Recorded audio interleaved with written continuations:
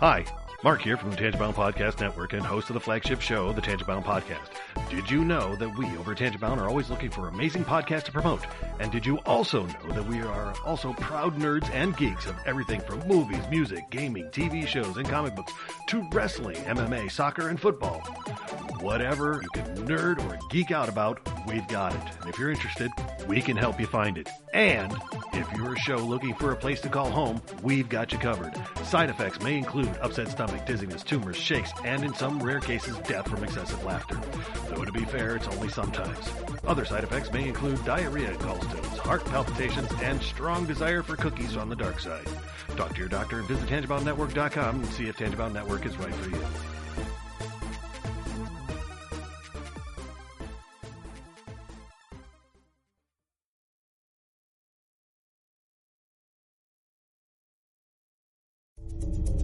This is a Danger Entertainment podcast.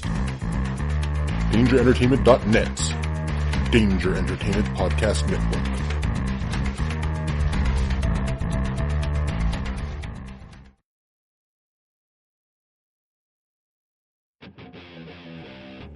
And welcome to the Pittsburgh Nerd Podcast. I'm Sean. And I'm Ian. Hey, Ian. Yeah. Did you know you could find us on the Danger Entertainment Network? Danger? Danger Entertainment. That's right. Sounds dangerous. It is. It's a tad bit dangerous. You'd be shocked to find that out. You know, there's a bunch of great podcasts you can find there. Our friends from the History of Bad Ideas podcast, Who to What Now, Besotted Geek. No, they retired. That's right. They retired. But there are a bunch of other great podcasts you can find there, along with us. You know, we're the Pittsburgh Nerd Podcast, and we do pop culture and chili cheese dogs and whatever else floats our fancy. Yeah. Check us out. For sure. For sure. We're on most podcatchers, so give us a look. Peace.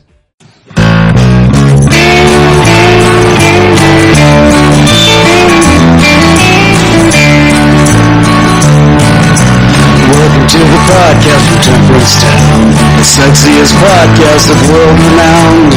Tony grows a beard to hide his chin, swabs her with Earl so it glistens. Salty language, kings of the sexy frontier. Download the pod, you won't get enough of these dapper chaps talking deadly fluff.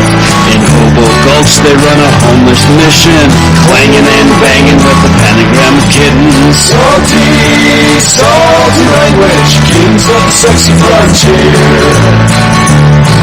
They enjoy their whiskey and local craft beer. By Odin's unkempt pubis, we give a cheer.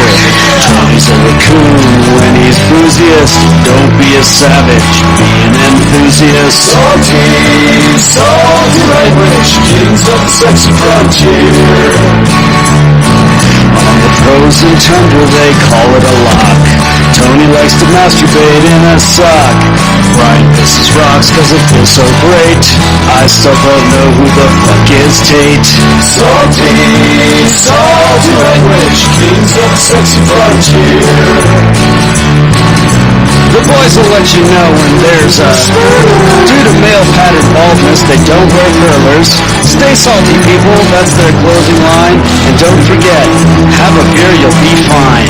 Salty language, kings of the sexy frontier. Salty language, kings of the sexy frontier.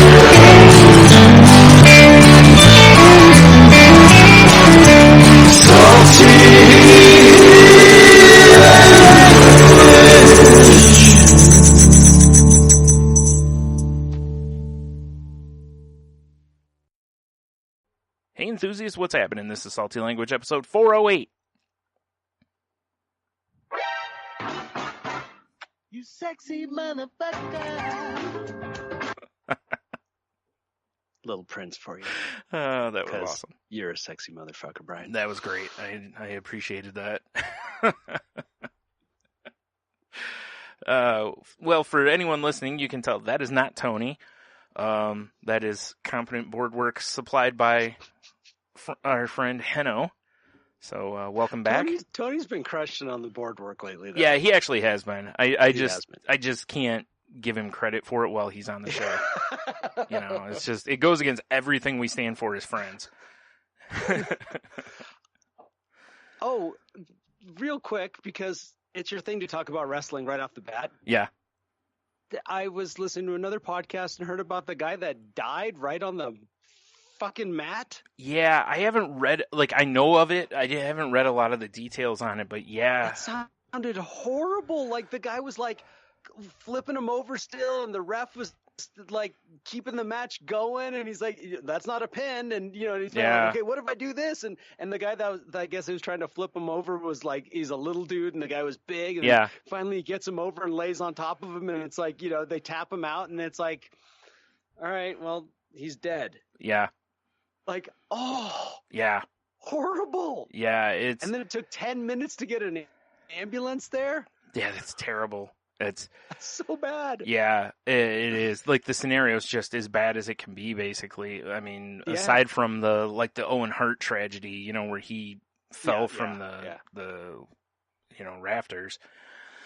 Yeah, it's a real shame. I mean, you know, I saw a lot of people talking about it. It's like, well, you know, he went out doing what he loved, kind of a thing, and it's like, well, you know, but that is a really tough scenario for the other guy and the referees, because most of the time, you know, the show must go on. That is how most guys look. I mean, I watched a match where Triple H tore both of his quads, and like they were off the bone torn. He said he felt them ripple down his leg, and he still looked at Chris Jericho and said, "Put me in the walls of Jericho," which is a submission hold on the legs.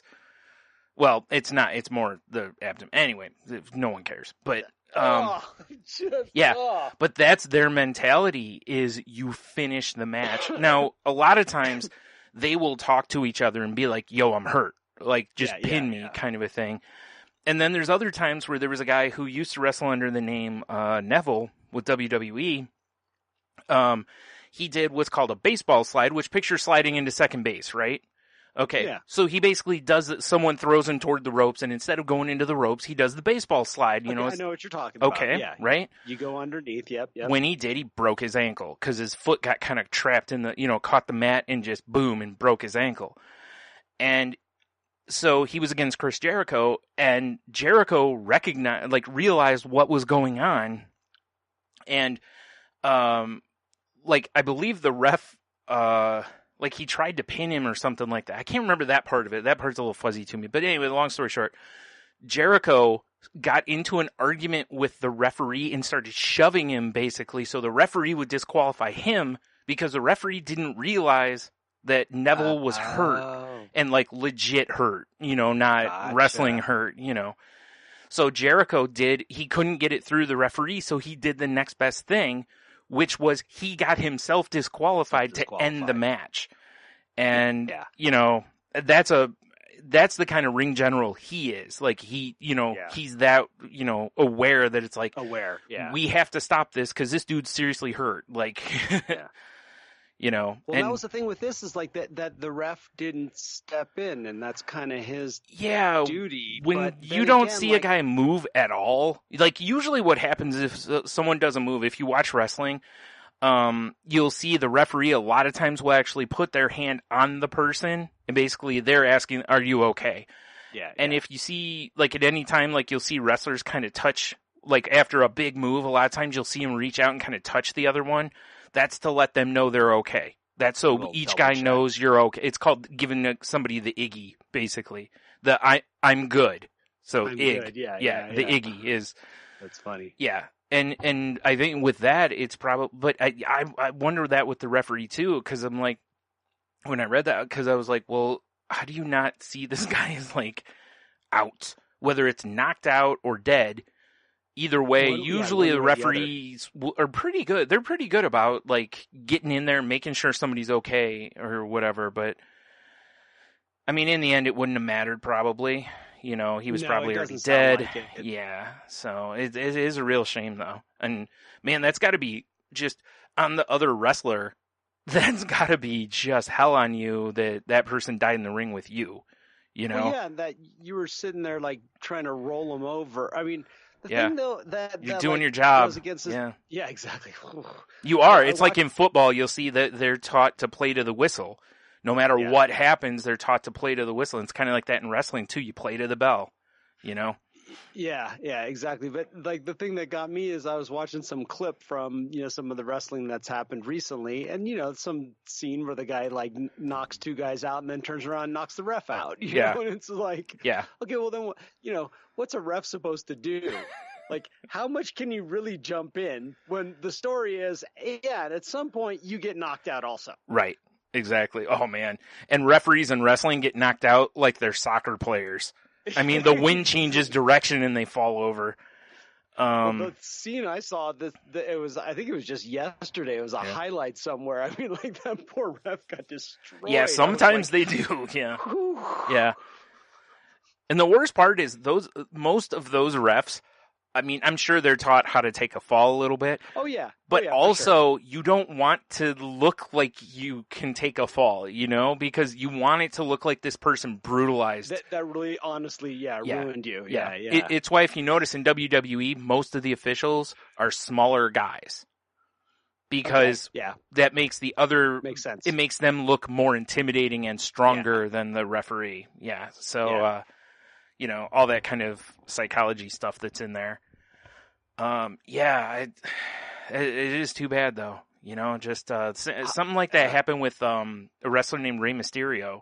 Was it 2 years ago, 3 years ago? Like a guy died in the ring. Or right after the match. It was something like that. It was. I remember hearing about that.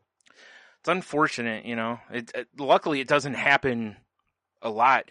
But it does make you wonder at times. I mean, I know, a heart attack can hit anybody at any age, time, whatever. But it's like, there's some of these guys that are still getting in there at like 50, Well, this guy was, I think, 54. Yeah. There's a guy in Ring of Honor wrestling that goes by PCO that the guy's a maniac. I mean, he's a lot of fun to watch, but he's over 50 and he's still doing jumping over the top rope type stuff. I mean, he's a maniac, but he's entertaining as hell to watch. I wouldn't in a million years be like, dude, you're too old for this. Because he actually still belongs in the ring. Aside from his cardio, like you can tell he can't go with some of the young guys, but he doesn't have to because he's a bigger dude. So, but then, like I said, out of nowhere, he'll like jump over the top rope or take a chair to the head or he's a maniac, and he used to wrestle in the WWE like in the 80s. Or early 90s, something like that. And that's why when I first saw him, I was like, who? I'm like, I know this guy. I'm like, who? So I look him up on Wikipedia, and I was like, holy shit, that guy is still around, That's funny. But no one's taking their boots, but you do worry a little bit because they're not as crisp when they're older, I mean, and most of the time they'll change the strategy of the match. Like there's an event coming up next weekend for WWE, and it's Undertaker versus Goldberg. Both of those guys are over 50. Wow. Okay. Yeah. It's going to probably either be a fast match, meaning it'll be done in like 5 minutes, or it's going to be a drawn-out, slow match. That way they don't kill each other, and they don't expose weaknesses, Because, like Goldberg's talked before, he's got a knee that's and oddly enough, for a guy that looks like he's in the shape he's in, he never was one to have long matches. Ever. His cardio has never been great. Okay. So, which is weird because he's always been an MMA guy. And MMA guys usually are cardio monsters.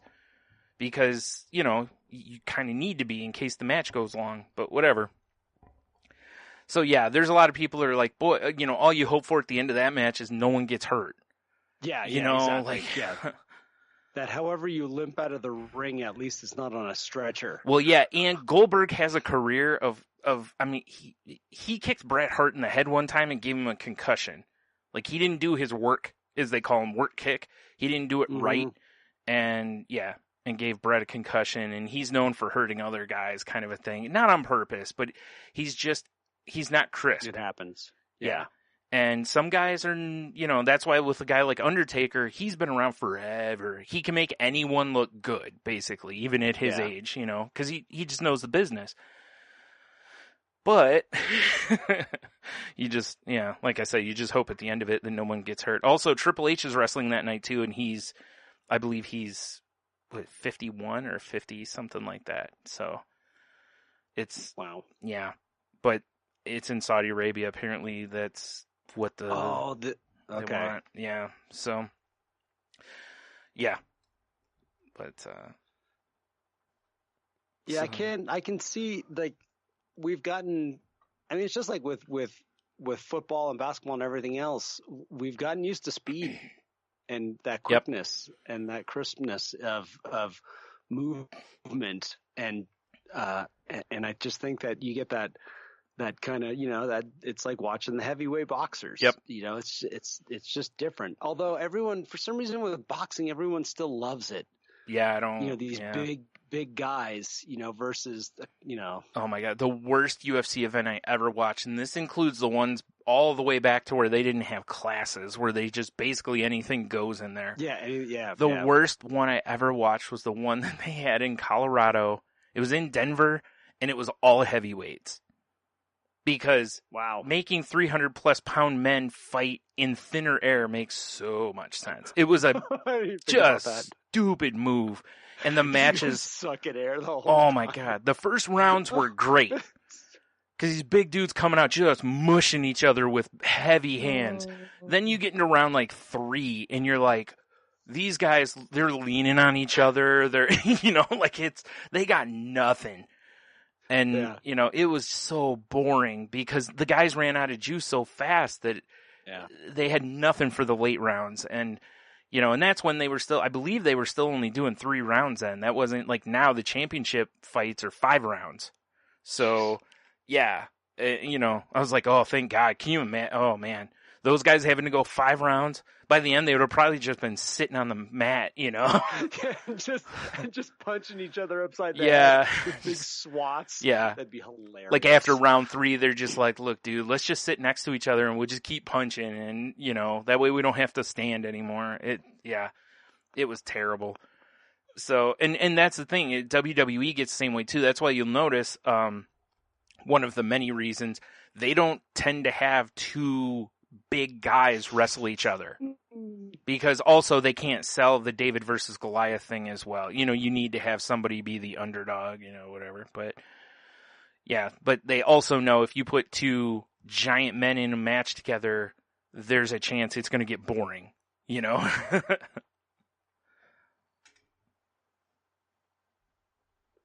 Yep.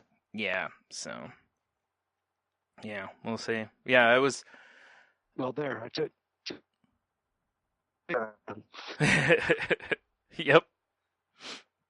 It's funny because I actually didn't have anything written down to talk about for wrestling this week. I'm sure I would have put something in there, but wow. I mean, unless I talked about AEW, but I haven't watched the event, so I can't really comment on it. So, man, yeah. So, well, now that we've done that, how was your week? Yeah. So seriously, I have. Look, so I always work on any Monday holiday. I work because that way I can get a 3-day weekend before it. So since I'm off on Fridays and Saturdays, I'll take Thursday off of work. Okay. And then I'm here then I'm at work on Sunday and Monday.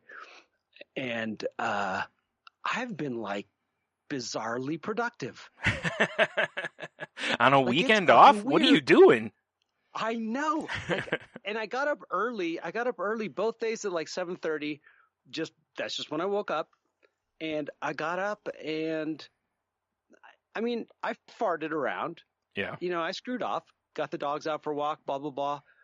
But then I got into doing stuff. And so I got this one wall where the window is, where we have all the squirrels and the bird feeders and everything. I got that wall. I was just like, I wonder if I paint this the same color red as the outside of the house, how that'll look.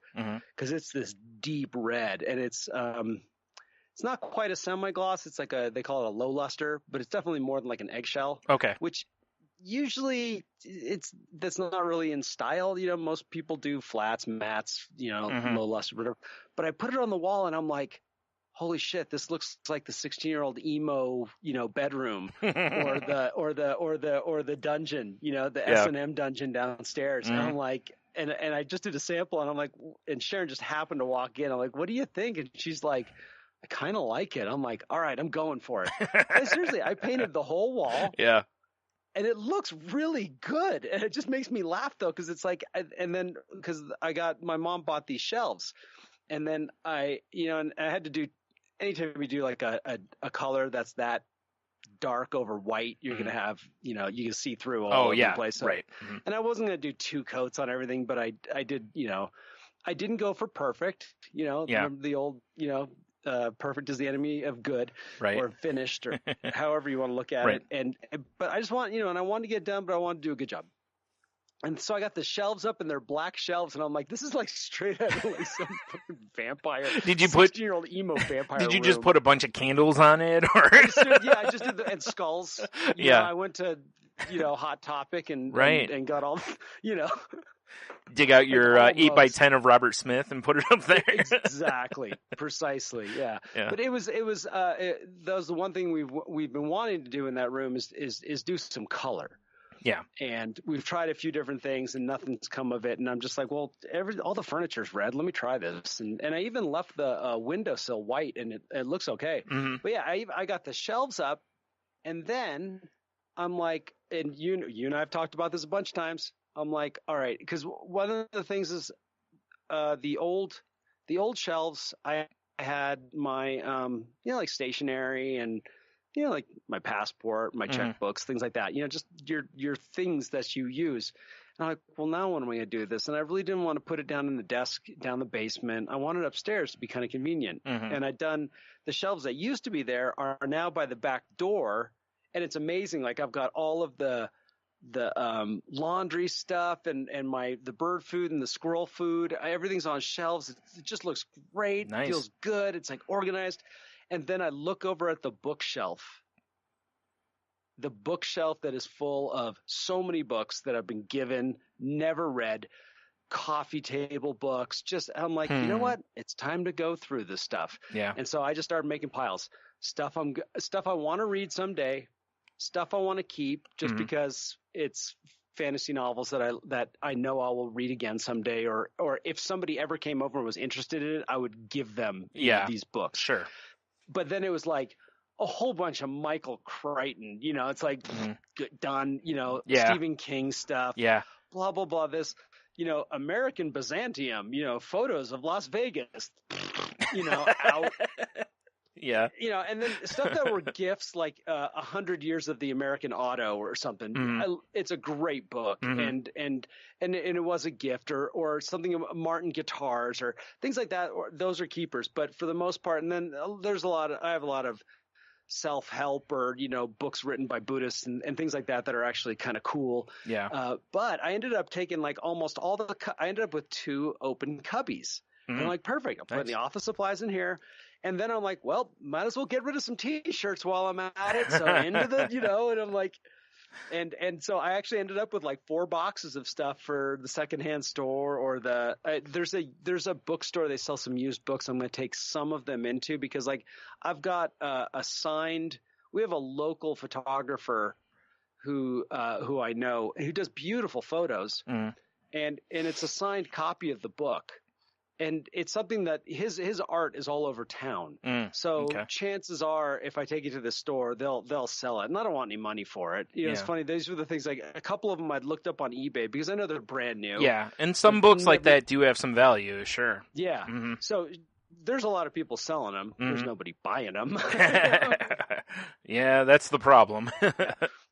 That's why whenever somebody is like, oh, this is going for this on eBay, and I'm like, did you look in the completed stuff, or are you looking at the stuff on sale? Yeah. That's going for this much. So how much did it sell for? Yeah. Zip. Yeah. How many have sold? Exactly. Yeah. Now this is gonna fry your tree. I sat down. I have years of music that could be finished, mixed, put together, whatever. But yeah. I talk about it all the time with you. I've gotten to the point where it's so far, I've put it off for so long. It's like that I'm just going to procrastinate for the rest of my life on it, right? Yeah, it's right. just never going to happen. Well, the band did a show on the beginning of April, and I recorded it because my digital mixing system has a hard drive built. You can add a hard drive to it, and I can record everything. And because we're doing all in-ear monitors, I have everything mic'd. Oh, cool. So I can get actually a pretty decent sound. Like I don't have like 7 mics on the drum set, but still, I got 3. It's enough that it's going to sound good. And when I was at rehearsal last week, Tom was like, "Oh, let's record." I'm like, damn it, I left the hard drive at home again. And I was talking about, that the show was on there and that I need to get into it. And I'm just like, dude, just do it. Sit down and do it. It's just a live show. Mm-hmm. Who cares what it sounds like? Yeah. And yeah, I put in a little bit of time because at first I was like, oh, I'm just going to mix it. But I'm like, nah, yeah, I'm going to throw a little sauce on the vocals here, a little delay here, and the next thing you know, I'm kind of getting into it. But it's okay because here's the beauty of it. It ends up being a template. The next show I record, everyone's on the same channels. Oh, yeah. Okay. Right? The channels are never going to change. Tom's guitar is always on channel 5. Tom's vocals always on channel 4. I just drop the tracks in, and I've already got a bass line. Just got to adjust some levels here or there. So I was like, all right, cool. Once I got everything done, I just saved an extra copy. I deleted all the actual audio files, and I saved this template. But in the meantime, I'm going through, and we played for – it was a 3-hour gig, and we took a break. Yeah. So it's still at least 2 hours of music. I don't know. It's over 20-something tracks. Oh, wow. And so by Friday night, I'd gotten about half of them done. Nice. Rough mixes, thrown up on Dropbox, let everybody know. And then Saturday, about mid-morning, I was like, all right, let's finish this. Sat down, and I finished it. And when I got into work today, I was like, I wasn't going to – because I've already listened to everything pretty much. I'm like, what the heck? I'll listen to it, see how it sounds in my headphones. And to be honest, other than you're like, oh, yeah, okay, the bass should be a little louder here and this vocal should be a little – but, actually, when it was all said, I'm like, this actually sounds really good. And it's awesome. Because I didn't over-fucking think it. Right. I just did it. I got it done, and I don't care if someone says, oh, that's too loud. And it's like, well, that's not the point. It's not – and if I could – like, I have not done this in so long. Yeah. Awesome. Like, just – and it's done. Boom. Next gig, I'll see how long I go. But it's like it was ridiculously productive. And I'm like texting Sharon. Sharon's doing a little girls' weekend. So like last night, I'm like, I got 4 boxes. I got boxes of books and stuff, and they're all going to the secondhand stores. She's like, what the fuck has gotten into you? Right. I'm like, I don't know. And then today I got done with work, and I actually went to the gym for the first time in a month. Oh. I seriously was like, all right, half hour weights, half hour cardio. I'm like, all right, 15 minutes of weight, 20 minutes of cardio. Yeah. Good enough. 3 days of aching. Yeah, I'm like, still like feel my chest burning a little. I'm like, yeah. Walking out of there just hacking up a lung going, yeah, you're still a little congested, dude. I'm just laughing because like you say, you're coughing as you're walking out of there. I'm just picturing somebody else walking by you and going, first time? Because, like when you smoke weed, the first thing you cough. Oh, man. Yeah, so I don't know what's gotten into me. I can't really laugh at you about the gym thing, because if I went into the gym and did 15 minutes of those things, I'd probably die right afterward, or in the process of. So, yeah. I need to, but I just, yeah. So, it's funny you mentioned that. God, I feel like we're doing the crazy life, though. I know, that's why I was like, don't want to talk about it tonight. I know. I actually did the exact same thing, because I, too, have been productive. Wow. So I don't know. It is funny. You and I seem to do this. Like, we tend to kind of have times similarly. And, yeah, so I went through all my shirts and my totes. Nice. What's funny is I'm like, okay, I just dumped them out on my bed. And then I, had a couple empty totes. And I'm like, okay, one is donate. The other is sell.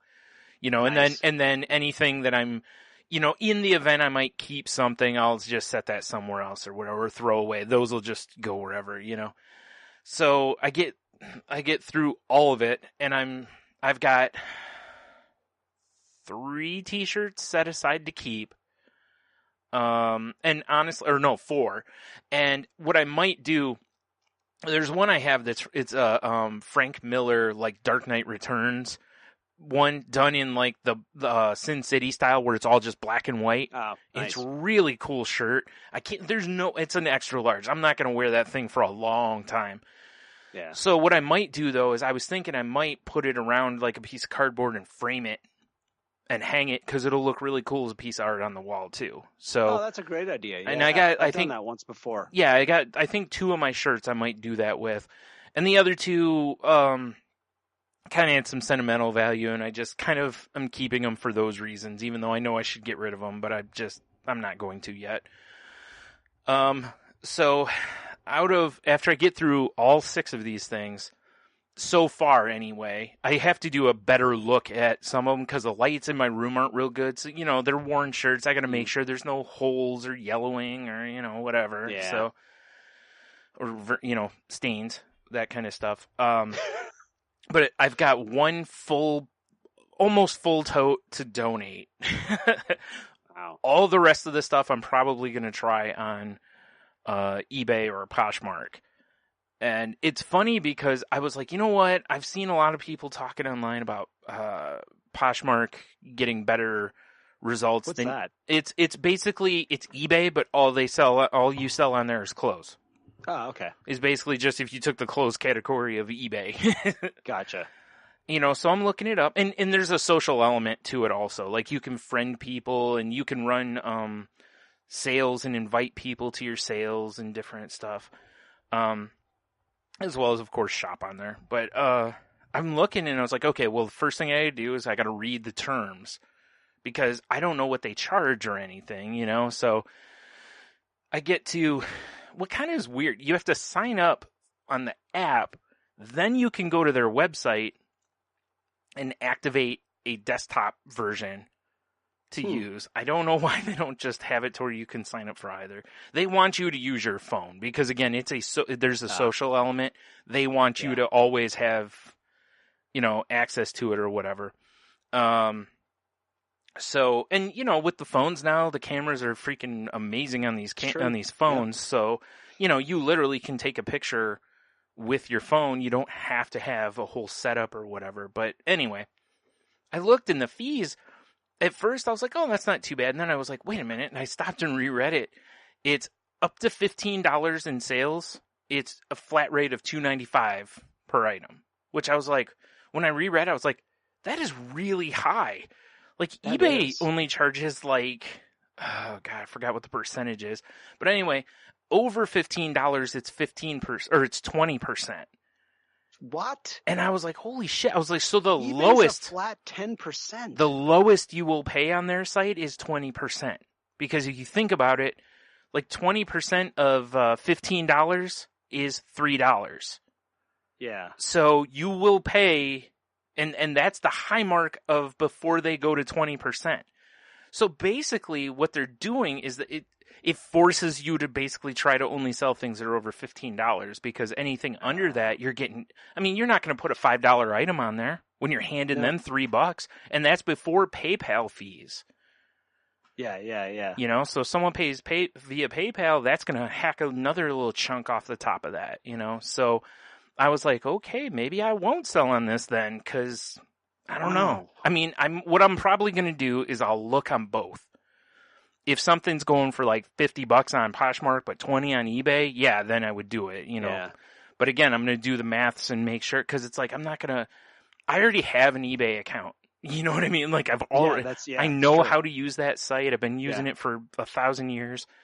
So yeah, I was really surprised by that because and then I was like, it makes sense though, because most of the people that are probably signing up for it don't have they've never sold on eBay. They're just selling their old clothes. So they don't think about eBay as where they're selling them. They probably just download Poshmark and do it. Because it's super easy on your phone.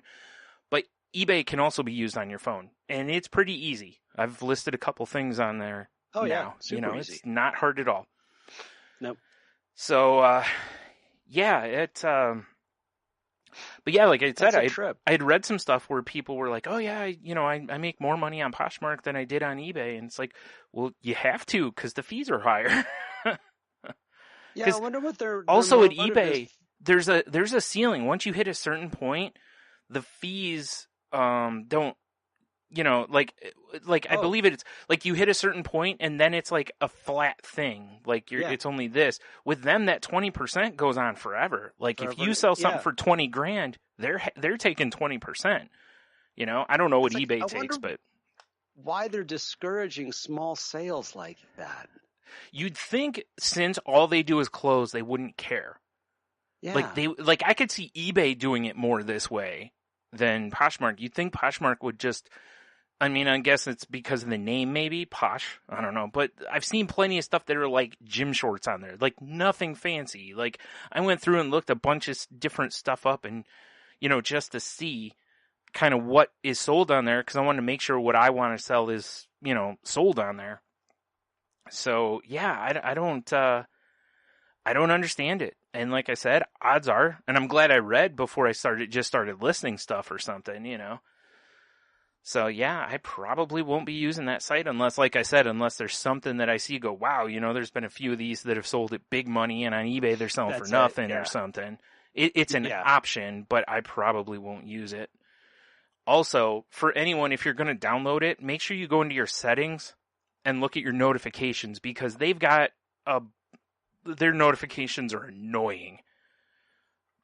Like, I didn't realize it when I turned it on, but, the first one I turned off was the whenever someone follows you thing. But anyway, yeah. That, was pretty surprising.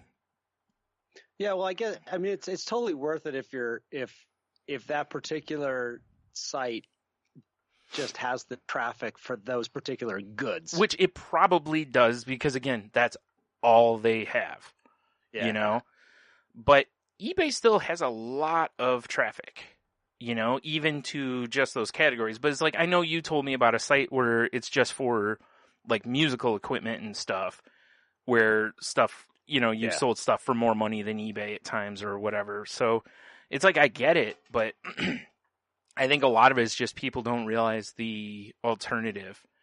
It's like eBay is way cheaper. So, especially for anything under $10 or $15, like, man, like I said, if you put a $5 item on there, they're taking 3 out of that 5 right off the top. That's crazy. That's 60% right off the top. That's not, that is nuts.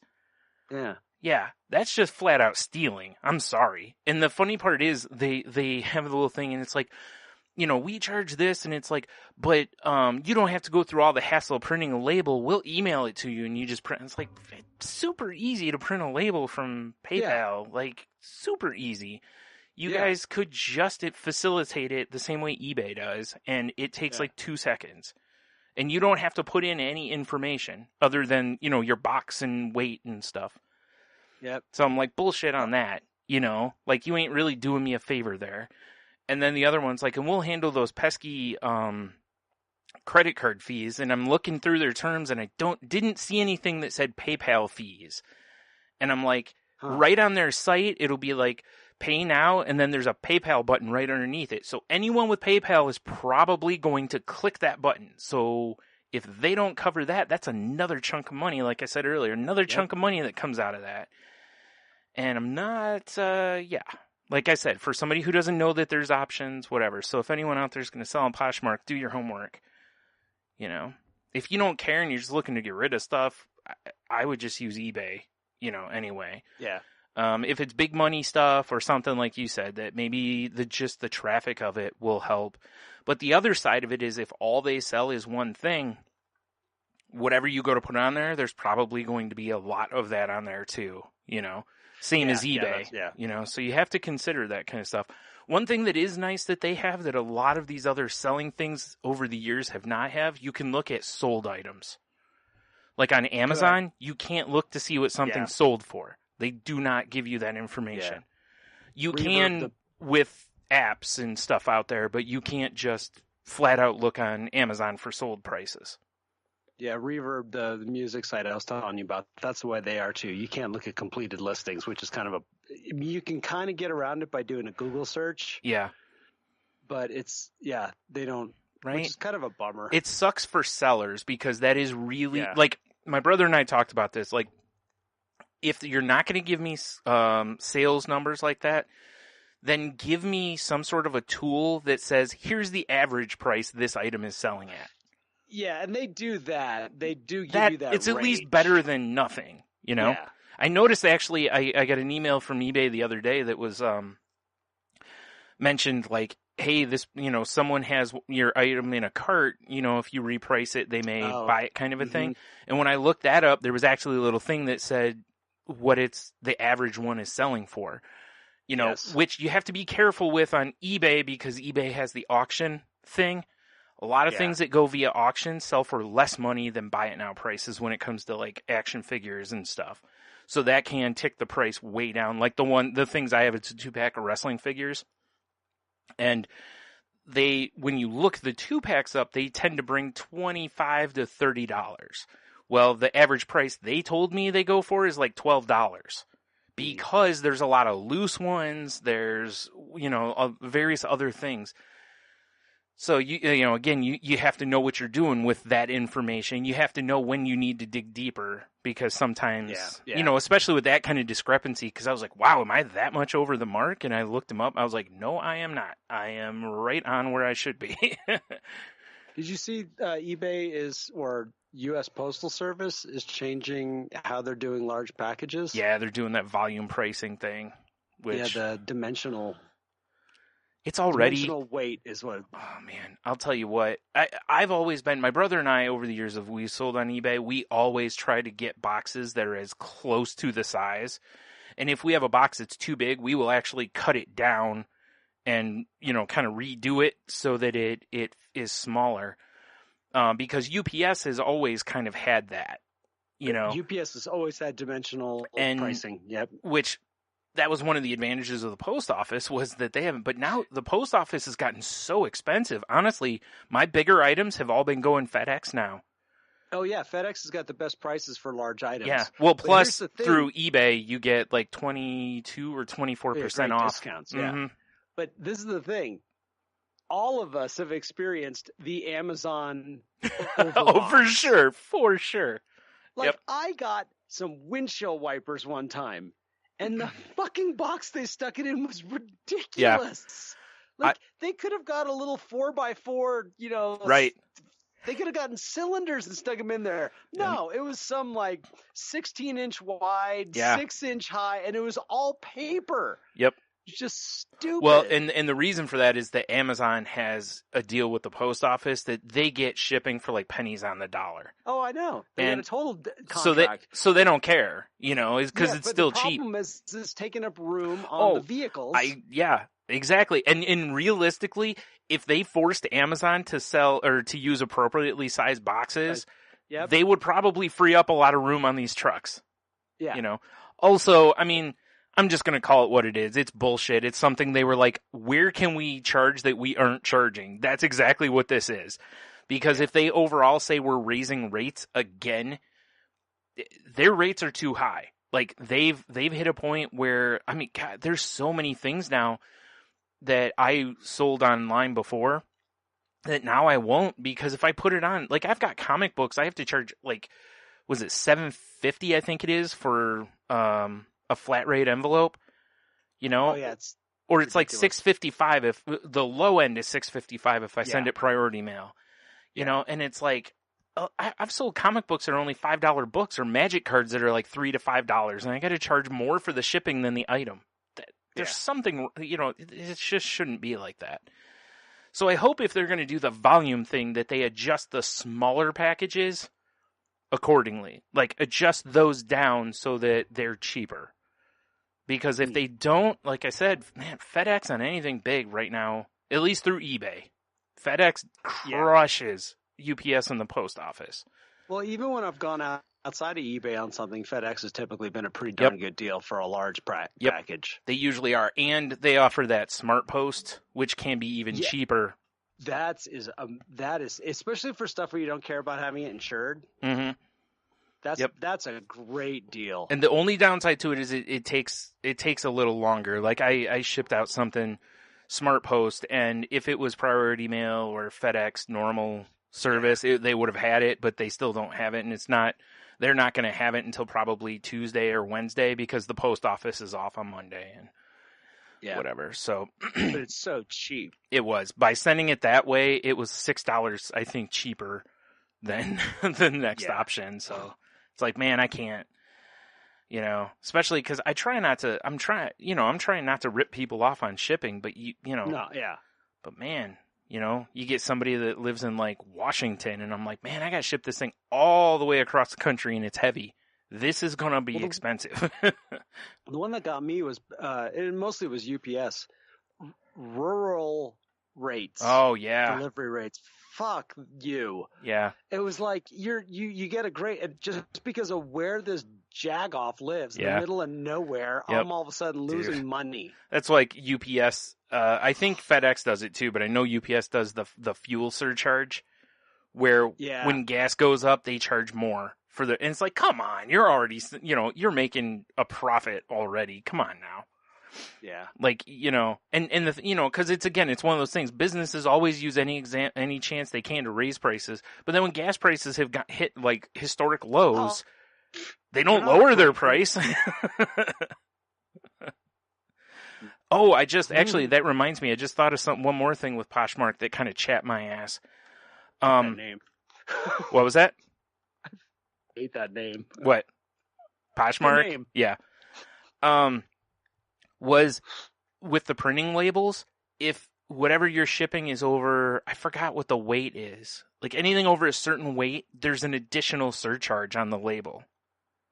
What the hell? And it's like, okay, I've shipped things that are 25 pounds through, that I've sold off eBay or whatever in the past. And I didn't pay any extra for the label. It was still free to print out. So if you're Poshmark, why don't you make a deal with Stamps.com or the post office or something? So you get a discount. You don't even have to share all of the discount. You know what I mean? Like just give some of the discount to the people, or at least just don't charge surcharges. It's like you're already charging plenty. You can't tell me maintaining an app, is more expensive than what eBay does. Yeah. eBay's maintaining a website, that hosts a lot of stuff. Like you can upload your pictures to auctions on eBay now. And I think you can on Poshmark too. But, you didn't used to be able to do that. As eBay grew, they were able to afford servers and stuff to hold those things for X amount of time. But, yeah. So anyway, going way back here. So anyway, I got through all the t-shirts. I went out last night. I bought a, I don't know what you call them, like a fuzz remover. Basically, it's an electric razor that takes off those little pills on clothes. Oh, yeah. So I went out and got one of those, and bought some cheap Ziploc bags so that I can just fold the shirt, tuck it in there, write the size and whatever on it once I have them listed on whatever I list them on, and I can just keep them that way. That way they stay clean. And also when I ship them, they'll, in the event that some liquid were to get or oil or something like that, they should be relatively safe, So, and those bags are cheap, so I went out and got some of those. So it's like, I had loaned my brother my digital camera, so I need to get that back. But after that, that's the next step is I'm going to start just taking pictures of all the stuff. And, and I may go through and pull. Honestly, what I'll probably do is I'll probably just have my laptop right there and just start pulling the shirts out and go, see if they're worth selling, before.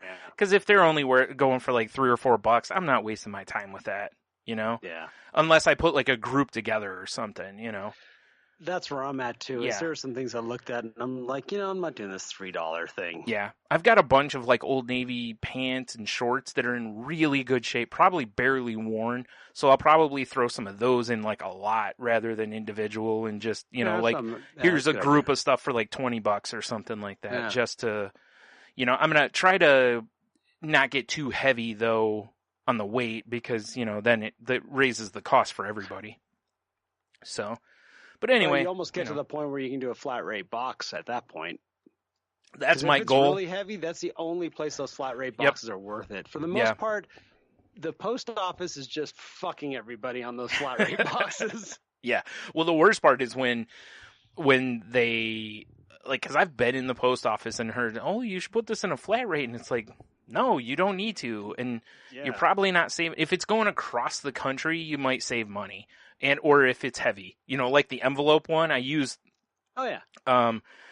When I was in the post office last week, actually, there was a guy who was sending back a phone case, and he brought it in because they had shipped it in a real small bubble mailer, and he wanted to ship it back, and the clerk was like, oh, here's a priority envelope, and I told him I'm like, you ought to look into the flat rate one. I'm like, because then you can put that whole bubble mailer in there to protect the product.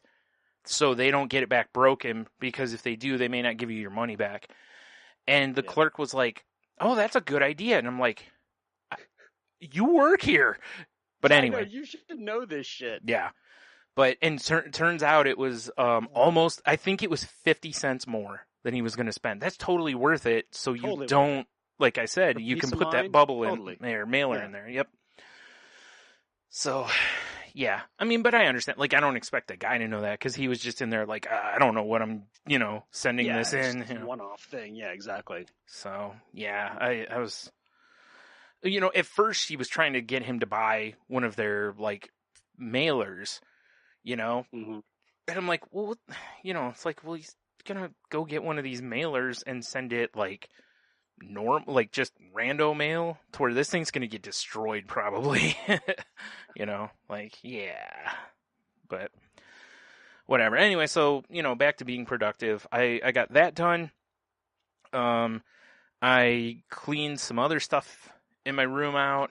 I've put more stuff in boxes. I went through, I collect, and have for years now. I collect Hot Wheels Mustangs. Oh. Like, whenever I see a Mustang, I grab it. Because, they've always been $1 or less, essentially. So it's something I can collect that doesn't break the bank. Even when I've been at my poorest, I can, hey, it's $1. I can usually still get one. Whereas I can't with, the Pops and different other stuff. Because I don't always have $10. But $1 I usually have, So, I went through some of them. I just had a bunch in a box, and I went through and kind of sorted them a little bit, mainly so that I know what I have, because I also have the stack. Well, it's like 7 of them that I've bought doubles of. Oh. So, because I'll be out and be like, do I have that? And like, man, I can't remember. Yeah. And unless it's a one that really stands out, it's like, I probably have, I don't know, 100, 150 different ones over the years, and I don't have all of them. I just, when I see them, I get them. I don't break my neck to try to get out and, because most of them are common. I've got a couple that aren't, but most of them are just commons. So that was the other reason I collect those. Plus, it was my favorite car growing up. It was also my first car. Because my dad had a Mustang? Yeah, my dad had a 67 Mustang. He gave it to me for my 16th birthday. It ran, but it needed a lot of work, and I ended up just selling it because it was just too much money to fix it. Yeah. And I knew a guy who was going to treat it right. So, and that's worth it there. He offered me some money for it. I offered it to my brothers first, just to make sure, because it was Dad's, but they didn't have the money either to fix it. So, this guy, he bought it, totally tricked it out, just made this thing just a gorgeous vehicle, and did my heart proud, because that's all I would have wanted. I mean, and especially now, I still don't drive, so what good would that car do me other than if I still had it, I could sell it, Yeah. That's really it. So, it's no big deal there. And I know my dad didn't care, because my dad was very much if you have to sell your stuff to eat or pay bills or whatever, do it. Yeah. Kind of a thing, because having lights or heat or food is more important than stuff. Things. Yeah. So that was... Oh, speaking of things, if I can quickly segue on something. Yeah. I saw a picture. So 10 people have died this year on Everest. Yeah, right? That's as many as died in 2015 from an avalanche. There's a photo of people literally back to back the last 1,000 feet. Wow. Like it's packed. They're literally chest to back, waiting to get up to the top to get a selfie. And they're literally like jostling each other to get a selfie. Oh my goodness. I couldn't believe the photo. I'm like, and when the movie Everest came out, I kind of got a little obsessed with it, just because there's just this, as much as people are obsessed to go up there, I find it curious about why the fuck you would want to do that. Like, seriously. I'm with you, man. Like when you know that your chances of dying are pretty good if you do this activity. Yeah, and a very highly trained, experienced person or people have died up there doing that. Yes. If people at the highest level have died doing something, I don't have a shot in hell, and I probably have no business doing it. And like the one guy said that people were jostling to get selfies, and he had to walk around some woman that was dead. Yeah, because they don't, from what I've read, like they don't remove bodies to some extent. You don't have any strength at that point. I mean, the photo is unbelievable. It is literally like, it looks like it could be 100 people. Wow. Like just backed up with each other. And I'm like, how do you even turn around to get, and so what's happening is that they're waiting so long, they're running out of oxygen. Yeah, right? Oh my gosh. I couldn't believe it. I saw that today, and it was this thing where I'm like, this is a thing. Yeah. It is. It's no different than buying a fucking Corvette. Yeah. To me. Mm-hmm. I mean, don't get me wrong. I get it from the internal part of that you've overcome something that you shouldn't be able to overcome, essentially, the triumph of it. Yeah. But you could still die. Like, just getting to the summit that's not it. You now have to also go the other way. And it's not easy to go down the thing either. When you look at the perspective of the people that are at the first part of the ridgeline at the end, and the people that have finished it, right? Yeah. It's like a 50-foot elevation difference. Yeah. But you gotta get to this point up here. Yeah, right. Or else you didn't summit. And right. It's like, fuck you. Yeah. Look, and now I get it. I spent, $40,000-$60,000. Yeah. And I've almost made it. Why don't I go the other 1,000 feet? Yeah. Oh, well, because you might die. That's good enough for me. Yeah. Like, seriously, if I got to that lower point, took my picture, and someone was like, yeah, but you didn't summon it, like you said, I'd be like, fuck you. Like, have you climbed it? Like, I made it to the top. I mean, they need to have like this, at this point, well, a lot of it's because of the government. The Nepalese they're just giving permits. I think they gave out like almost 400 permits this year. Wow. And you think about it. So everybody's waiting for that one Bluebird day to make it. Yeah. So, I mean, and there's only a few of those. Right. So it could have been 100 people up there. I mean, I didn't count it in the photo, but still, it was ridiculous. Mm-hmm. It wasn't like, oh, look, there's a group of 5, a group of here. No, it was a fucking line to get into a Grateful Dead concert. Right.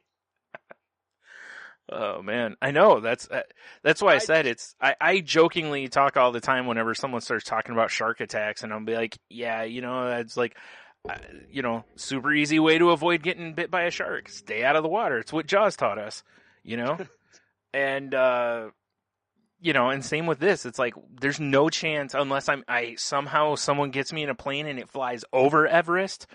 That's it. Yeah, exactly. I am not going to die on Mount Everest. And now I guess they're doing these things where they're bilking insurance companies. So they'll be at one of the base camps, and someone will have, a mild altitude sickness. Yeah. And the reality is they're done. They don't even want to be there anymore because someone's been going into their tent and stealing shit. That's also happening. Yeah. And there's all sorts of bullshit going on. So what they're doing is like there's a helicopter company that will come up there, pick the person up, and then fly them down to a hospital. And then when they get down to the hospital will make it out to be like they almost had their fucking pulmonary, whatever stroke thingy that they get from altitude. When all that happened is they got a little nauseous and they were just fucking sick of being sitting there waiting. So it's then they nailed the insurance companies for it. Ooh, yeah, that won't last. The insurance companies will put an end to that at some point. Yeah, because there's no way. These insurances for them getting up there and blah blah. Yeah, there's just money scamming. That does make I can understand them do it. Like when you go on vacation, they have travelers insurance and whatever. It's like that kind of stuff. I would assume it's probably right in that vein. Something like that, yeah. And somebody said in the article about how if you want to go play golf at a tournament, you have to qualify. Right? Yes, that's kind of what I was getting at earlier. Yeah.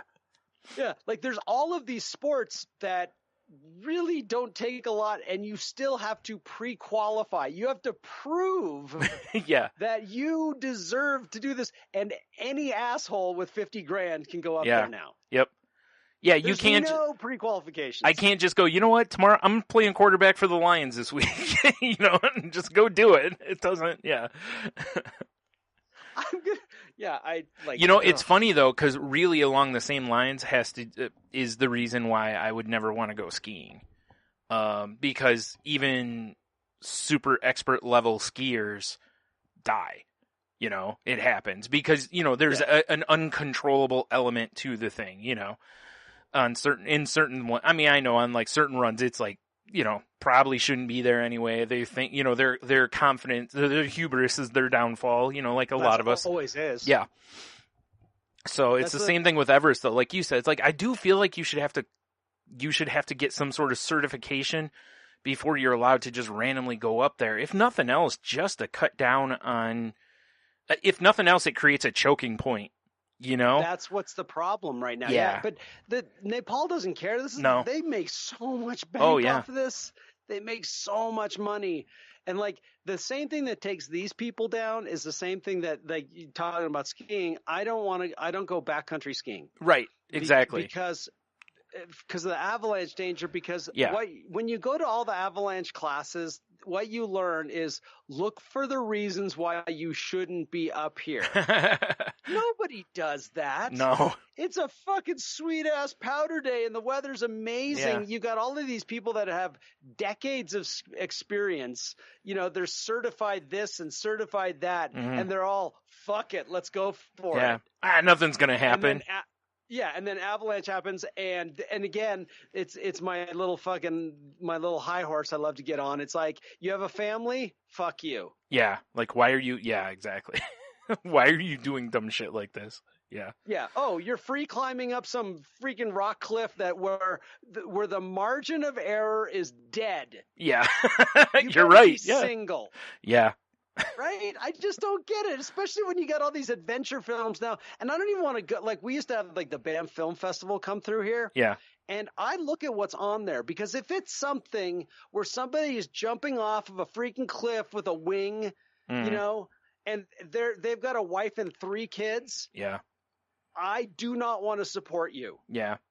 That was like, I remember back when, what's his name? Travis Pastrana, when he was going to attempt his first double backflip on a motorcycle or a dirt bike, whatever you want to call them, in the X Games. And they had cameras there, and his mom was there, and he looked at his mom and goes like something basically like, no matter what happens, I love you. And it's like, fuck you, like, why would you do this to your poor mother, And then it comes back to that thing that we were talking about with the wrestling. Oh, well, he went out doing something he loved. Well, he didn't have to go out. He could have just done one backflip that he's done a million times. No, I know. I mean, at least with that, they do double backflips into giant vats of foam. Yes. Right? They do it over and over and over again. And they don't attempt it unless they feel things are right. Like Tony Hawk does that, was at the 900 or whatever.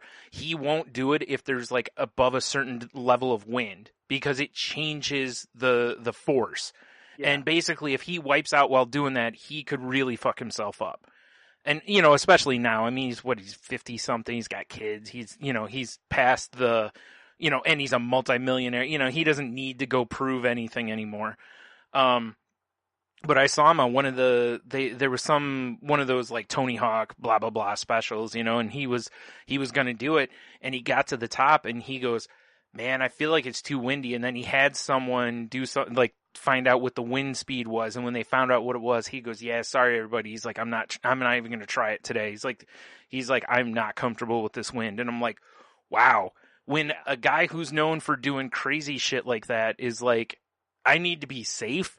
It's like, whoa, that's how dangerous that trick is, Yeah. Because otherwise he'd probably be like, fuck it, I've done it a million times and just do it, And that's like the Everest people, like when you read the stories or even watch the dramatizations or whatever it is, and you've got that one person that just gets to a point and they're like, I'm going back down. Yeah. If I'll get you guys somehow. If I can help you guys out somehow, I will, blah, blah, blah. But I don't need this. Mm-hmm. Like the ego hasn't gotten to the point where you're letting it get in the way of making a logical decision, or properly evaluating it. Well, who's going to come this far? Yeah, I was going to say, who's going to be the asshole that gives you shit for backing down to Everest? Yeah, and that's it. It's who like, does, fuck them. Yet, let them climb it. And yet they'll still do it. Oh yeah, for sure. They'll still do it. Mm-hmm. And like I said, I got a weird obsession with it because I've literally done the lying on the couch, TV on in the background, and I'm just reading the Wikipedias of every year and how many people died and how they died and blah, blah, blah. And it's just like, after a while, I'm like, ugh. Having said all of this, did you also see, was it this past week or whatever, they were talking on the news about how a guy had climbed Everest for like the 23rd or 24th time in his life. I'm like, wow, holy shit, that guy is stupid, but that's an amazing accomplishment. It really is. To do it once is amazing. Yeah. Any more than that is really amazing, and to do it that many. I have a friend here in town that's done it, I think, a couple times, and he's in Nepal all the time and shit. The last time he went and had a pre-doctor exam, and they found something wrong with his heart. Oh, geez, which means he's got no business doing that. He still got the clearance, and he went and did it. Of course he did. And then he had heart surgery when he got back. And this is the guy. So, oh my God, these people are crazy. And he's a good dude. Like I respect him. He's the reason I learned how to meditate. And yet he's still an adventure guy. This is what he does. It's part of who he is. It's never going to change, Yep. And I'm like, you just got married and have your first child. Yeah, it's time. Like, settle down, damn it. That's why it's called settling down. Could you quit doing crazy shit? Yeah. Like, at least one of the assholes that I know that is like literally gone chest first, head first into a tree skiing, finally wears a helmet now. Because you also have a child and a wife. Mm-hmm. And you've literally got a little beanie on. Yeah, probably not going to protect you. Skis fast. Yeah. Because he hangs out with the Crist brothers, it's like, oh, everyone's old, whatever. And it's like, dude, no one's going to give you a hard time for being safe. Yeah. And if they are, I mean, to pull the old, like the mom line, then those people aren't your, that's not the company you want to keep. So it's all the Darwin Awards somehow, but whatever. Yeah, it is. Yeah. It just baffles me. I know. It always has me too. Again, having said that, almost every year I watch the X Games. So. Oh yeah. There's things I absolutely love, and I also, and that was the thing, like with this wrestling thing, like all of our jet ski events that we used to have, because it was on History of Bad Ideas. They were talking about this, and they're saying, well, never heard of it. Never. Oh, that's right. You didn't know about that. Yeah. Really quick, since you brought them up, I want to point out to anyone, if you follow the show's Instagram, I believe. Tony posted a picture. He bought a Hams hat yesterday. Oh, yes, that was awesome. Yeah. Great hat. Yeah. Well, he texted me. It was like, I'm going to buy a hat. And I'm like, another beer hat? And he goes, yeah, I couldn't help it. And he sent me the picture, and I'm like, oh, fuck yeah. Exactly, yeah.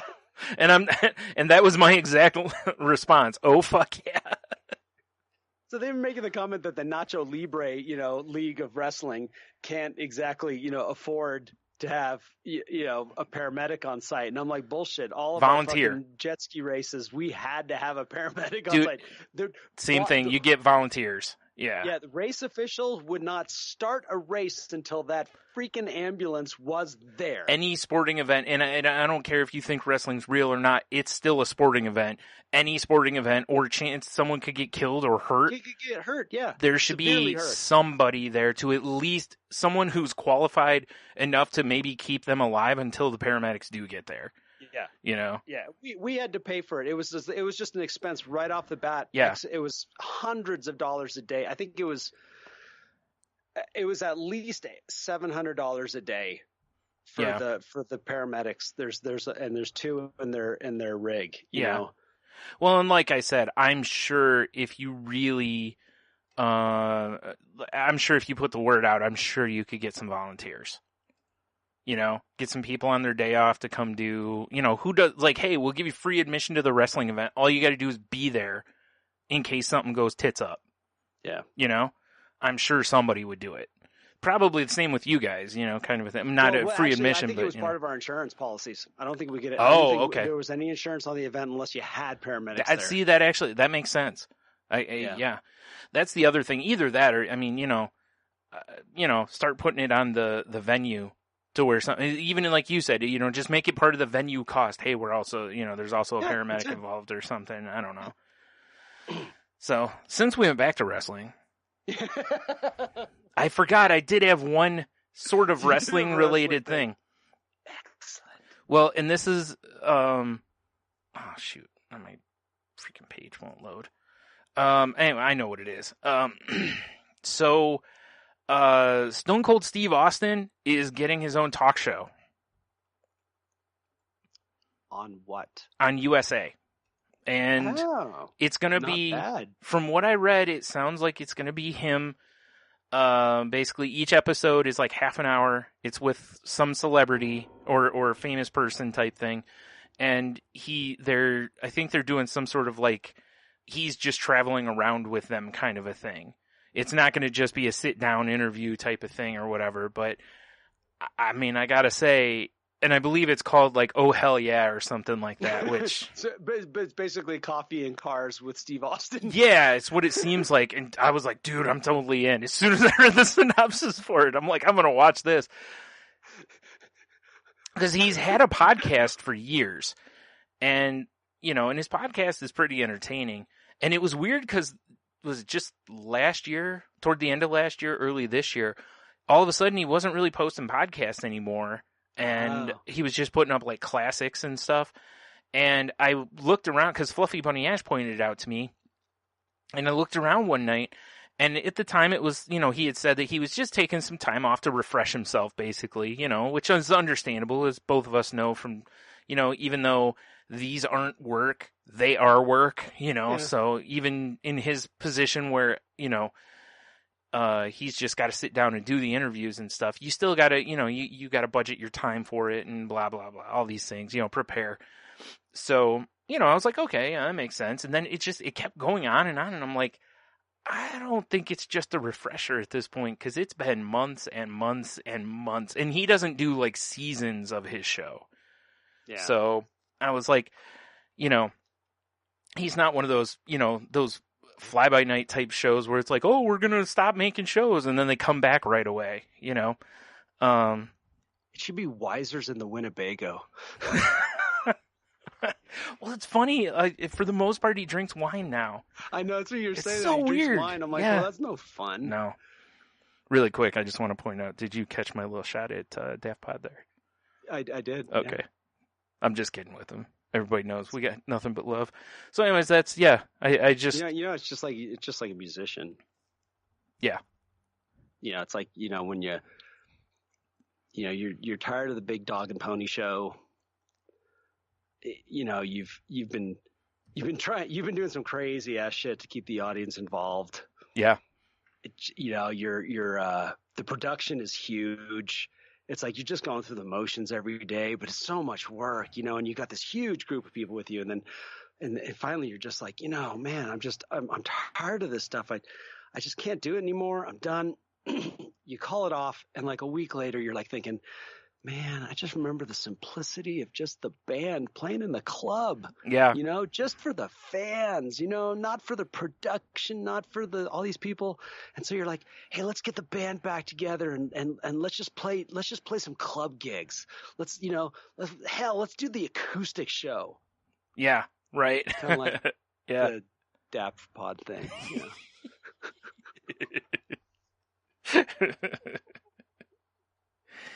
Like I said, all in good fun. Yep.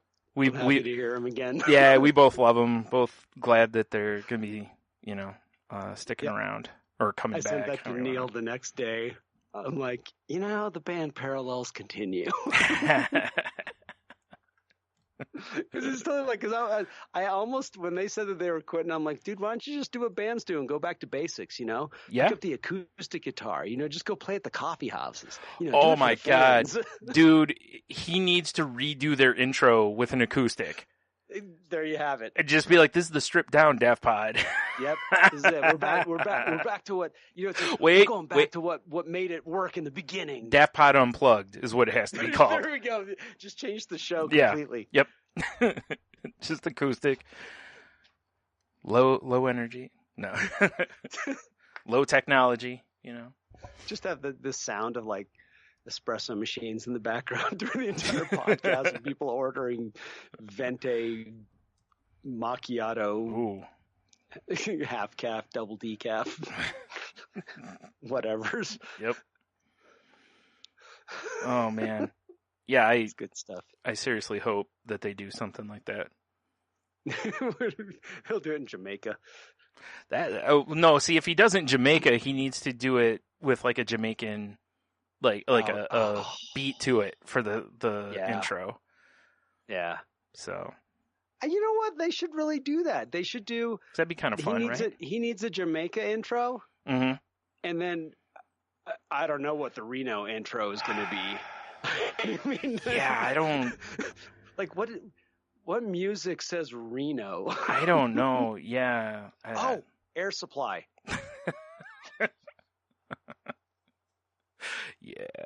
Yep. I like this.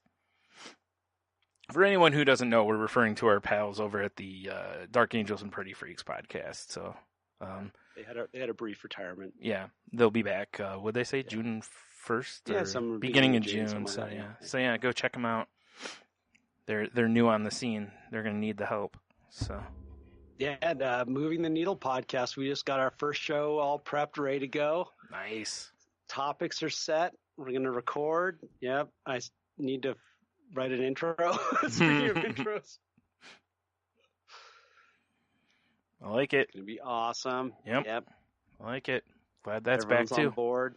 Yep. It'll be fun. Yeah. I wish I had a podcast to bring back, but I don't, because we, always be working here at the Salty Language Program. I just realized that. So when I was going through my T-shirts, I have a whole bunch of podcast T-shirts, and for the most part, dead. No, almost all of them are alive. Well, that's good. The T-shirts I have are alive. Yeah. Well, that's really good. That's also, probably rare. Except I ended up with, and I think it was a mistake. I ended up with a girl's Salty Language T-shirt. No, that was on purpose. No, I thought you. I wasn't sure. Like the first time I tried it on, I'm like, "Are Ryan and Tony fucking with me?" No, we know you like when things hug your curves. Guns out, suns out. Yeah, guns right. Out. Yeah. Because the sleeves, how women's t-shirts, they don't come down; they just kind of shoot out. And there's actually a picture. Perfect. Was it that one? No, I didn't wear that. I wore another shirt though that I wore out one time, and Sharon took a picture of me. I'm like, that's a fucking girl's T-shirt. Why the hell am I wearing that? I mean, it was ridiculous. Right. Oh, that's funny. Why didn't I pick that up when I put that on? Well, I guess at some point, I'll have to get off my ass and design us a new shirt so you can not have a girl, or make sure you get another girl's one. No, they actually sent it was a mistake, and they sent me a boys t-shirt.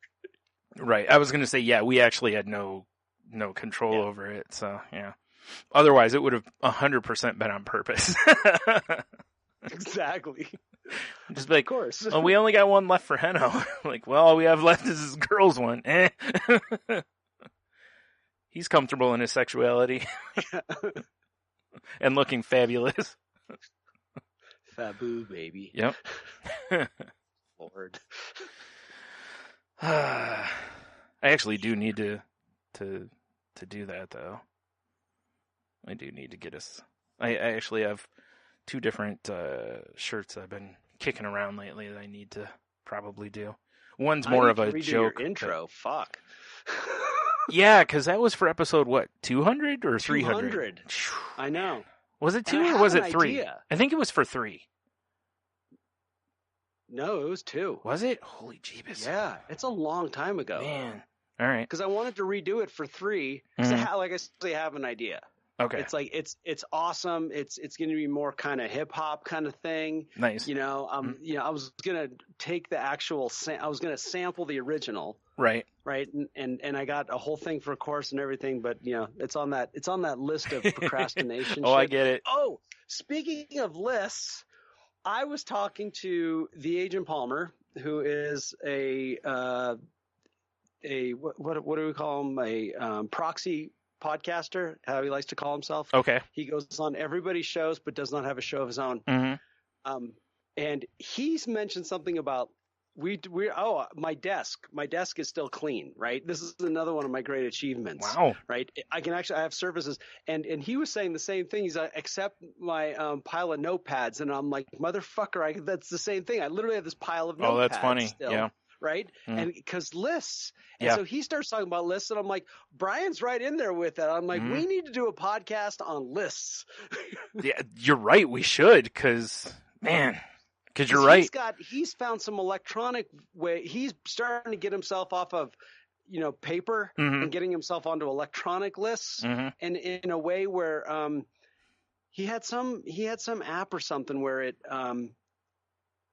it's a way of, if it's something that is not that important, you can bump it to the bottom of the list. Oh, okay. Interesting. And it just, it was a neat thing. And I'm like, you must school us. Yeah. Because I literally have this pile over here to the right, and it's nothing but notebooks. And I will go through them, and I'm like, no, I can't throw that out. Nope, can't throw that. Nope, can't throw that out. Yep. I've got so many to-do lists saved for that exact reason, and on notepads and different stuff. Yeah. That's why I told you recently, I just opened up a Google Docs thing, and I just typed in everything that I know of right now that I want to do, so that at least, I can just add to that rather than just constantly writing out Post-its or all this other stuff. But I still have been doing that. I can't break the habit. I was like, there's a brother. Because that's how it came up. Is I said I finally brought the Post-it notes onto my desk. Like, I literally did not have them, but I was doing the mixing, and I had to make some notes as I was going. I have on my laptop. I have a pad of Post-it notes on either side of the trackpad. There, yeah.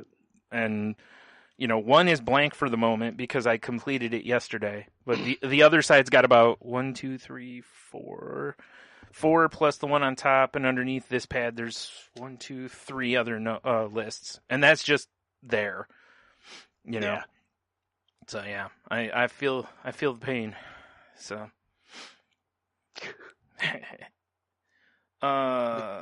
shoot, I'm trying to think what I was gonna say here. I forgot. Yeah, so we're all productive and shit. We've talked wrestling.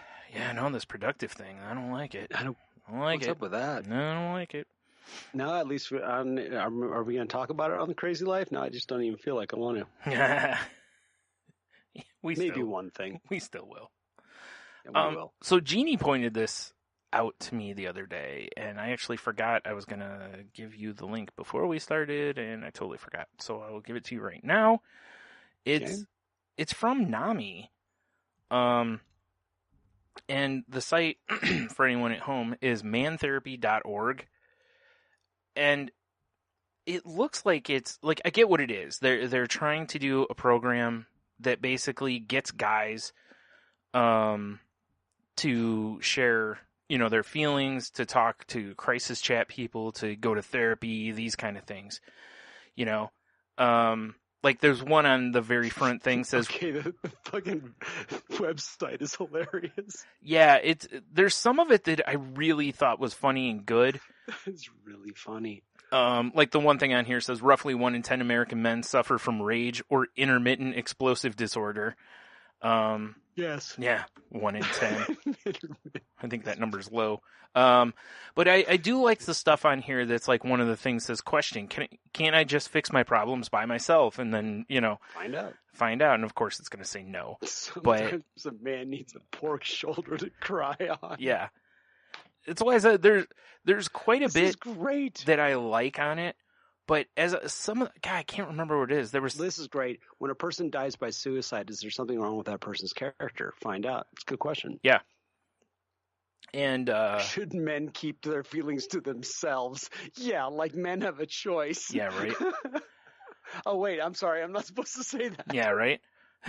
Anger and rage, the storm before the calm. Like I said, there's some stuff on here that I really like, but it was like good stuff. When I saw some of the like pictures and stuff that they had. Like, I can't remember what it was now. There were a couple of them that I was like, they're funny, but there's some of them that I was like, I feel like those are patronizing, and I feel like that isn't the right way to do this, Like, it's funny and all that. You also have to be, this is a real tough line because, you want guys to be comfortable sharing their feelings and going to therapy and doing all these things that men have, not so much done over the years. But at the same time, you don't want to make it seem like you're making fun of those things, because if you do, it'll have it'll be counterproductive. But for the most part on here, I like what I saw. How they've shaped the page is amazing, because the first thing you see when you open it up is this little video of a guy just doing some silly stuff. Like cleaning off the desk with a blower. Yeah. Just some silly stuff. And so you get down and, you're like, okay, there's some things on here that are, where they don't take things too seriously. But then there's just those great questions all of a sudden as you scroll down. And important things like, can I just have a few drinks or smoke a joint to deal with my depression, anxiety, or anger issues? Yeah. Are only men who suffer from anxiety disorders just scaredy cats and worry warts? Or one here that's really serious one is, where's the safest place to store my gun if I or one of my buddies feels like ending it all? Yeah. There's some real, there's articles on the page for like veterans. There's Stop Soldier Suicide. Yep. Homeless Vet Line. There's a lot of this stuff that are really, this one is a great one, not just for men, but for everybody. As I've tried therapy before and it sucked. Why should I give it a second chance? Yeah. And then this one's my favorite one, which is, how long should it take a man to grow a mustache?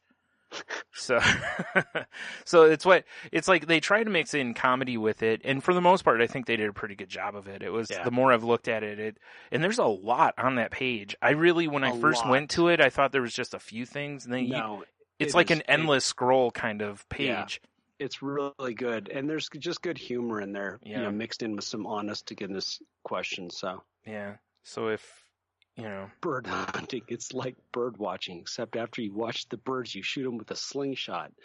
Slingshot. I like that they went with slingshot.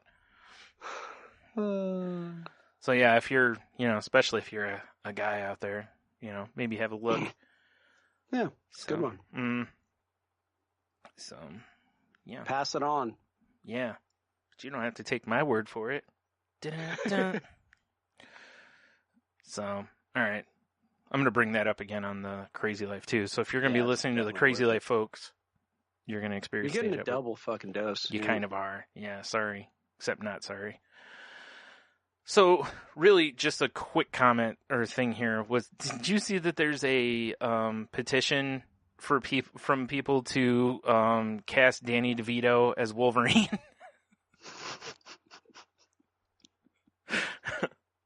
I'm not going to lie. If Danny DeVito was Wolverine, I would watch that movie. 100%. Also, if he was Frank from It's Always Sunny as Wolverine. As Wolverine. Oh, my God. Now, here's the thing. If they're doing, I don't know if they're doing any more seasons of Always Sunny or not, but if they are, they totally should write a Halloween-type episode and have him in Wolverine costume or something for the episode. Oh, wow. Yeah. Good times. That's funny. Yeah, it's so funny to me because it's like, the change.org or whatever, or petition.org, I'm sorry, or whatever it is. It's like if you go to it, like there's a lot of really serious ones on there that really could use people's support and whatever. And then there's a bunch of shit like this that it makes me laugh. And I've read some people where they're like the one for Game of Thrones, to be redone or whatever. Oh, yeah. And people are like, well, look how many signatures it's got. I'm like, yeah, because someone posted it on Imgur or Reddit, and then everybody just clicks the link from there. It's like, it's super easy. It's like a joke on Twitter. If the right person retweets it, it goes viral, because if the right person, if Taylor Swift retweets something, she's got millions of people or whatever that are just going to, retweet when she says hi. If you don't believe me, go look up Justin Bieber's Twitter. There's one of them where he basically just says hi, and I forgot how many thousand retweets it got. Like, why would you retweet him saying hi? But that's the world we live in. Yeah. So, enjoy that. But, so, if you get a chance, go sign the petition to get Danny DeVito. No. I saw a thing on Vice the other day that said that, and this is, I remember reading something about this a while ago, but apparently it's become a big thing in Australia again, where people are just randomly airdropping nudes to people when they're just out in public. Because, on your phone, you can airdrop to anyone who has airdrop enabled around you. Yeah. So they just pull it up, and just tap, tap, tap, tap, and send to all these people. I guess if you don't want this to happen to you, turn that off so that you can't be. It's so dumb, but here we are. Right? It's so stupid. There's a part of me that kind of likes it from the kind of the anarchist sort of just to fuck with people kind of a thing. Yeah. But only because it's like it's an image, like it's not someone coming up and literally exposing themselves in front of you on purpose, which there's really no difference. No, there's not. For some reason, it's still kind of different. There's like something subversive about the fact that you're just sending someone standing next to you a picture of your cock. Yeah. Yeah. Now, what I want to know is anybody out there using this to their advantage? Like, okay, let's say I've got a rock show tonight and I want to promote it. Just walk around and keep airdropping flyers to everybody I can drop one to. Oh, that's brilliant. Because it pops up, it'll pop up on your phone. I mean, it's spamming, but you know what I mean? Like, I'm surprised, like, instead of having somebody walking the streets or stapling flyers up somewhere. Yeah, putting flyers up, yeah. Yeah. That's the move right there. Or coupons for a business or something. Yeah. You could just, like you were saying, kind of guerrilla style, just be like, yo, this is, our secret program kind of a thing or whatever. Yeah. Here's for a free slice of pizza or whatever, just something along those lines. I think you could maybe have some fun with it without it seeming, like it's an invasion of privacy, or a personal space invasion, Yeah. But yeah, they apparently, like I said, it's gotten to be a problem in some areas in Australia. So all I can say is, Oz, if you're listening, please stop sending your nudes to everybody. Jesus. No, I'm kidding. I'm not. He probably wouldn't anyway, but you never know. Yeah. Like, I feel like being saucy today. Maybe like naked Batman. Oz's naked Batman. He's just wearing like the cod piece. Just the cowl. And the cod piece. Right, you got to have the utility belt too. That's true. If you're gonna be Batman, you gotta have the utility Well, belt shit, on. you might as well then just have the chest piece with the nipples too. Oh At no, that point, no, you're no, fully no! clothed. You're straight out. Oh shit! What movie was it in when Sean Connery has that where he's wearing like the bikini and it's just got like Oh Lord. oh god, I can't remember what movie it is. It's one of the it's a terrifying image. So, oh man. Yeah, so I got one more thing here before we get into like the last big thing that I have. So where did it go? Oh, when Tony and I were little childrens, we used to play this game on, I don't remember if it was his computer or if it was his dad's computer. But anyway, we played this game, and the whole point of the game, well, there were two of them that were very similar. One had gorillas that threw bananas, and there was different levels of buildings that they were on. And the point was to kill the, to do enough damage to fall the other gorilla. Well, there was also one with tanks. And before the match, there's a bunch of different weapons on a list, and both, you and the computer basically will pick, draft style, off the list of weapons until all of them have been picked. And then it's the same thing, but it basically, like, you can move the trajectory of your cannon, around the different percentage, and then you can also adjust the firepower, like how hard you shoot, the power. And basically, again, the whole point is to deal enough damage to do more damage than the other person, because you get points for it. And at the end of the round, the one with the most points wins. And dude, we used to play this game so much.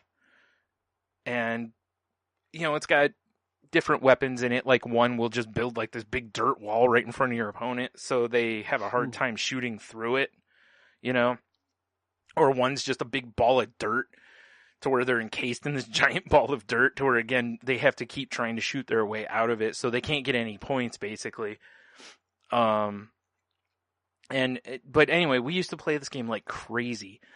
And the other day I was like, you know what? Someone has to have made that as an app, because it was so basic. This thing had like Space Invaders graphics, Yeah. So I found it. And there's one called Tank Stars, and then there's one called Pocket Tanks.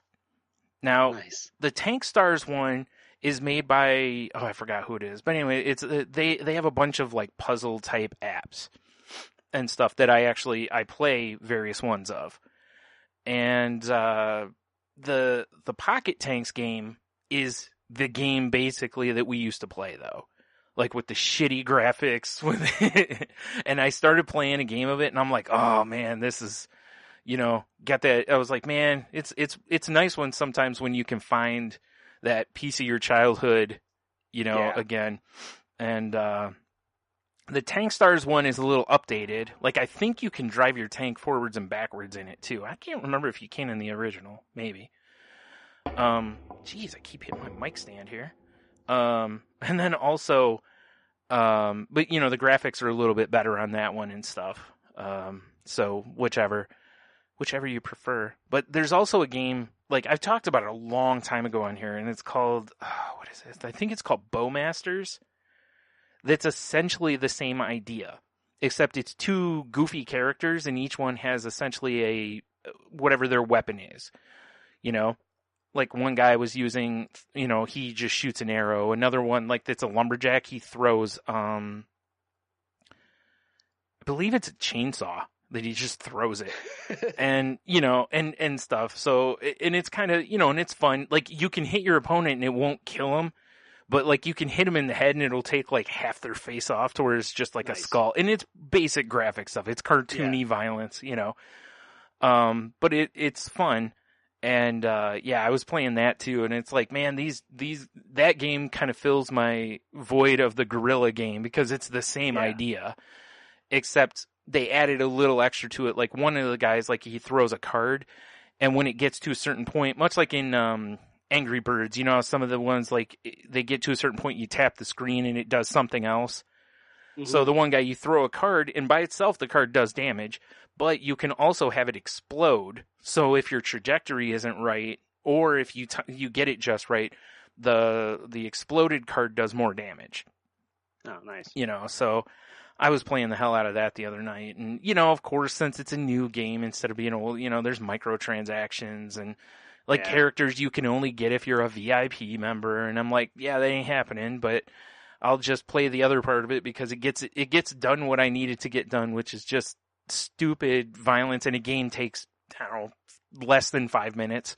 Nice. It's just one of those where if you're just waiting for something, you just play a quick game and be done, That's fun. Yeah. So I recommend those if anyone wants to, have a little fun. Now, I will say this. You probably need an iPhone 7 or newer, especially for Bowmasters. I know it crashes a lot on older ones. Because I had it on my iPad and it just won't run. It just keeps crashing. But on my phone, I had no problems. It'll crash once in a while, but it was not, the other was every time I tried to play a game, it crashed. So, there you go. Fun. Yep. It's all right. Do you have anything before we get into this last bit here?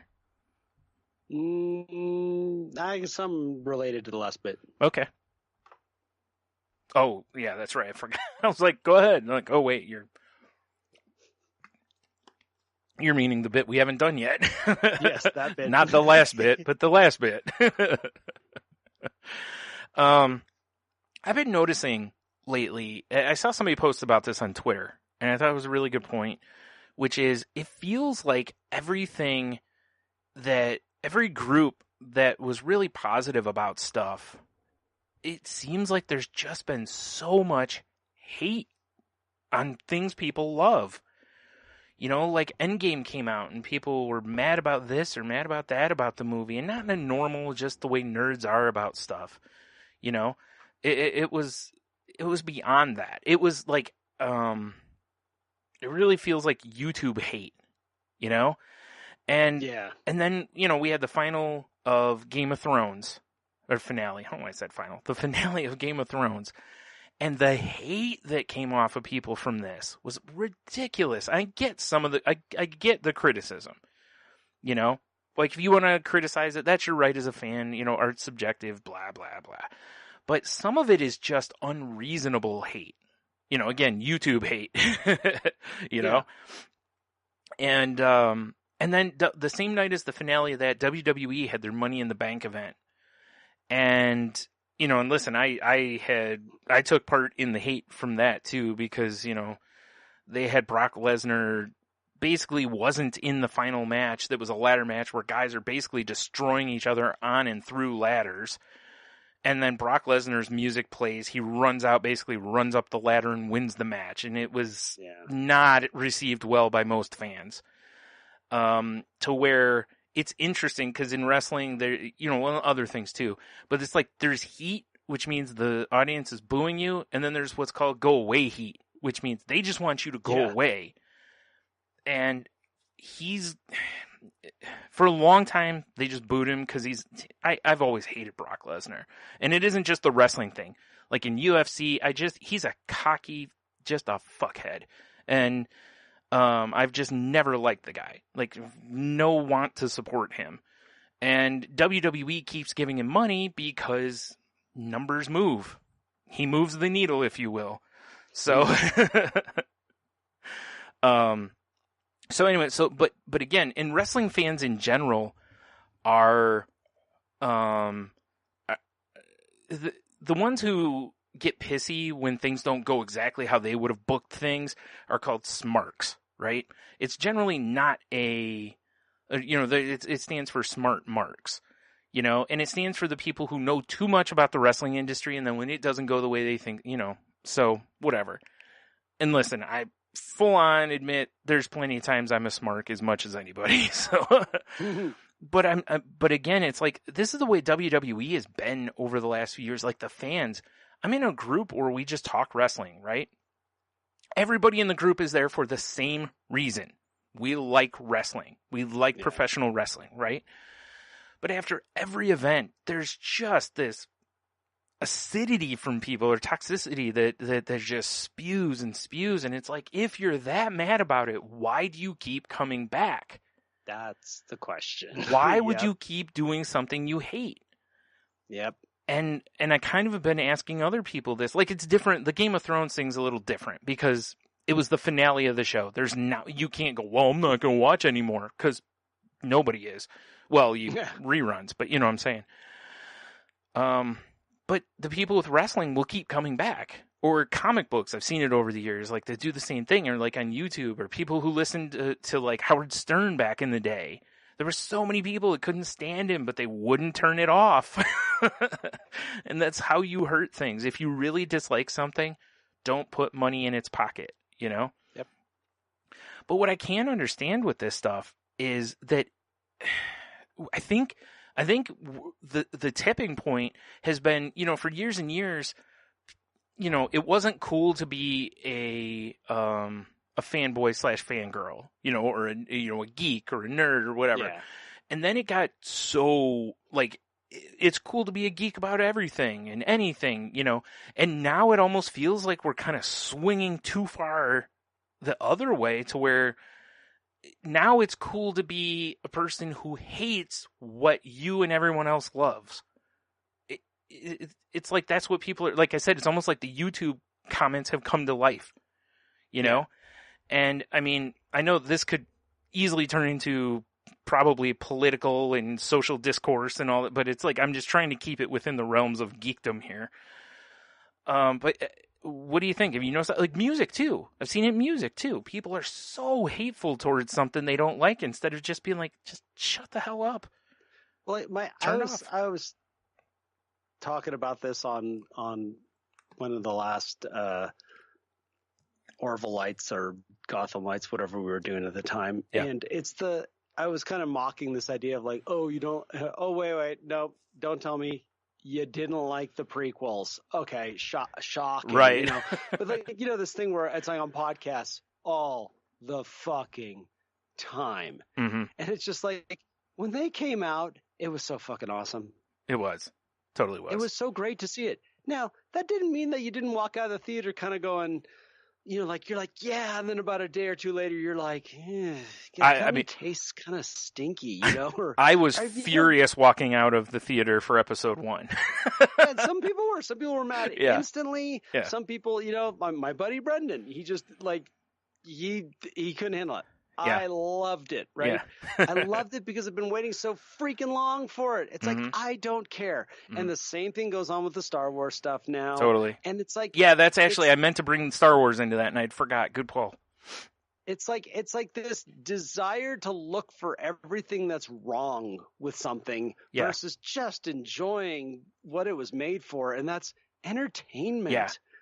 This unhealthy need of, like, well, I'm right, and if you don't agree with me, you're wrong. Whether it's in the discourse for, you know, sports, geekdom, politics, whatever it is really just running rampant right now. And well, yeah, I mean, hey, I got my share of it.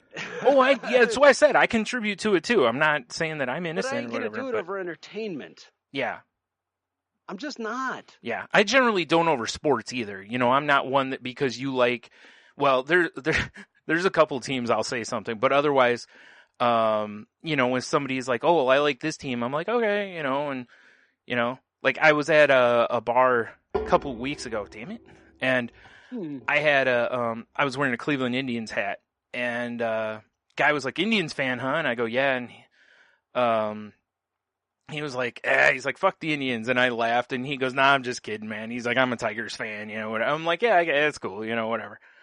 And then, you know, we got to talking a little bit and then, he was like, "Do you like football?" And I was like, "Yeah." He's like, "You know, who do you like?" You know, and I was like, "Oh, I'm a Lions fan." And, he goes, "Ooh." And I'm like, "Who do you like?" And he's like, "The Browns." And I'm like, "Oh," I was like, "We might as well be brothers." Because both teams have suffered so long. Yep. So, you know, and it's one of those things that we easily could have toward each other, but we didn't. Instead, we were just like, "Oh, man, I feel for you," you know, kind of a thing. Yep. So, and I've never been one of those, your team suck, kind of, I just don't. I love sports. I mean, I love sports. But I am not the type that I'm not going to get into a pissing contest with you over who's better. You know, I'm not going to do it. It's just, it's not the hill I've ever been willing to die on. Yeah, exactly. Nope. You know? Again, it's entertainment. Mm-hmm. Yeah, exactly. I just... Yeah, I get it when you're talking about, like, ethical things. I get it more. At least, because then that's your core. That's who you are, how you believe, all this stuff. You know, but it's like, okay, so for everyone who hated the prequels, how many of those same people saw all three? Yeah, exactly. How many people hated The Force Awakens, but still went and saw The Last Jedi? And you own know, them and at we'll their homes. Yeah, and still will go see, what's the new one called? Rise of Skywalker or whatever it is. You know, like that's the thing. Is it again? If you hate it so much, then when you say, oh, "Well, no, I like it," it's like, well, every time I talk to you, all you do is complain about it. Well, and it's worse than that. And, and this goes to this whole, like, we're going to try to tank the ratings that too. Before the film is even going to come out because we don't support this shit. And then you literally have to have a website say, we are no longer allowing anyone to rate a movie that has not even come out yet. Right, which should have always been there to begin with, but, you know, it's like every time with Amazon ratings, whenever something comes out and they're like, oh, we're getting rid of fake reviews, it's like, this is such an easy fix. It always has been. Only let people review that have purchased the item. Yeah. That's it. Then no company can pay someone unless they buy them the item on Amazon to write the reviews. It's like, this is a simple fix, or at least it moves the everything that way. And the same with the sites. People shouldn't be allowed to review stuff until it comes out. Even if you've seen it ahead of time, tough shit. You got to wait until it comes out before you can put your review on the site. Because how many people have seen it in advance versus, you know what I mean? It's like, that number is minute. So, sorry, you're in the minority. It's just how it's going to work. Yeah. But you're right. It's gone so far behind or beyond, you know, that it's why when, you know, there was the talk of, which I don't know, I've read various things now about Robert Pattinson as Batman, you know, and you heard me on here when I was like, look, I don't think it's a good pick, but it wasn't based on his acting at that point. I was more just what I think it brought to the publicity angle in Batman, you know, whether or not he'll be a good Batman, who knows. You know, well, and that's you know, do I like the pick? No, but he still could be a good Batman. There's still enough people that I listen to that I listen to podcasts that are saying, well, hey, let's give him a shot. Yeah. There's plenty of people that have surprised us in a good way and plenty that have surprised us in a bad way. Right. And that's why I said a long time ago that I really liked what after you took over and turned the show into Gotham Lights. Yeah. Because every podcast I heard that talked about Gotham, not every, but most of the ones I heard were just shitting on it. I mean, again, this one included. I am not. And what did you guys do? We stopped watching it, yeah. Because Tony stopped at one point because he was like, dude, I can't take this anymore. And I was like, okay. And he just quit. I was like, no, I made a commitment to watch the season, you know, and I did. And then I quit. I haven't watched an episode since. And I won't commentate on the show. Like, if you tell me what's happened, I will commentate on what you've told me. But you know what I mean? Yeah. Like, I'm not going to, oh, it's a shit show. Like, the first season, I will talk all about because I watched. And, you know, but I like what you guys have done, which was, you know what, let's take a positive spin on this because that's not what, it's not the hip thing in podcasting either. You know, podcasting is talk radio. You know, through and through. I mean, it's talk radio. You're going to get, you know, and if you listen to like sports talk, I can't stand sports talk radio because it's just a bunch of idiots being stupid.